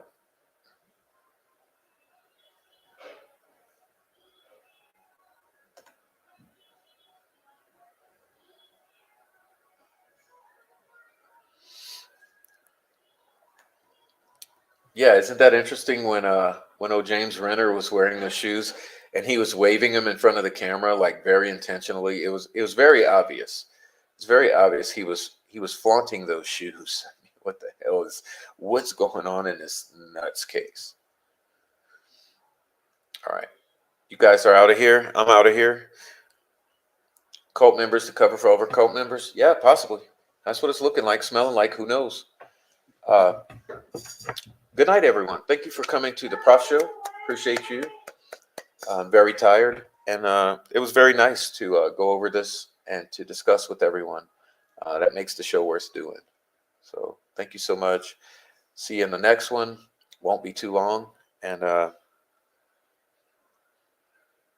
your kids, hug your wife. And if it's the other way around, make it the other way around. But we love you. Oh, good night, Amy. Thanks for the flowers.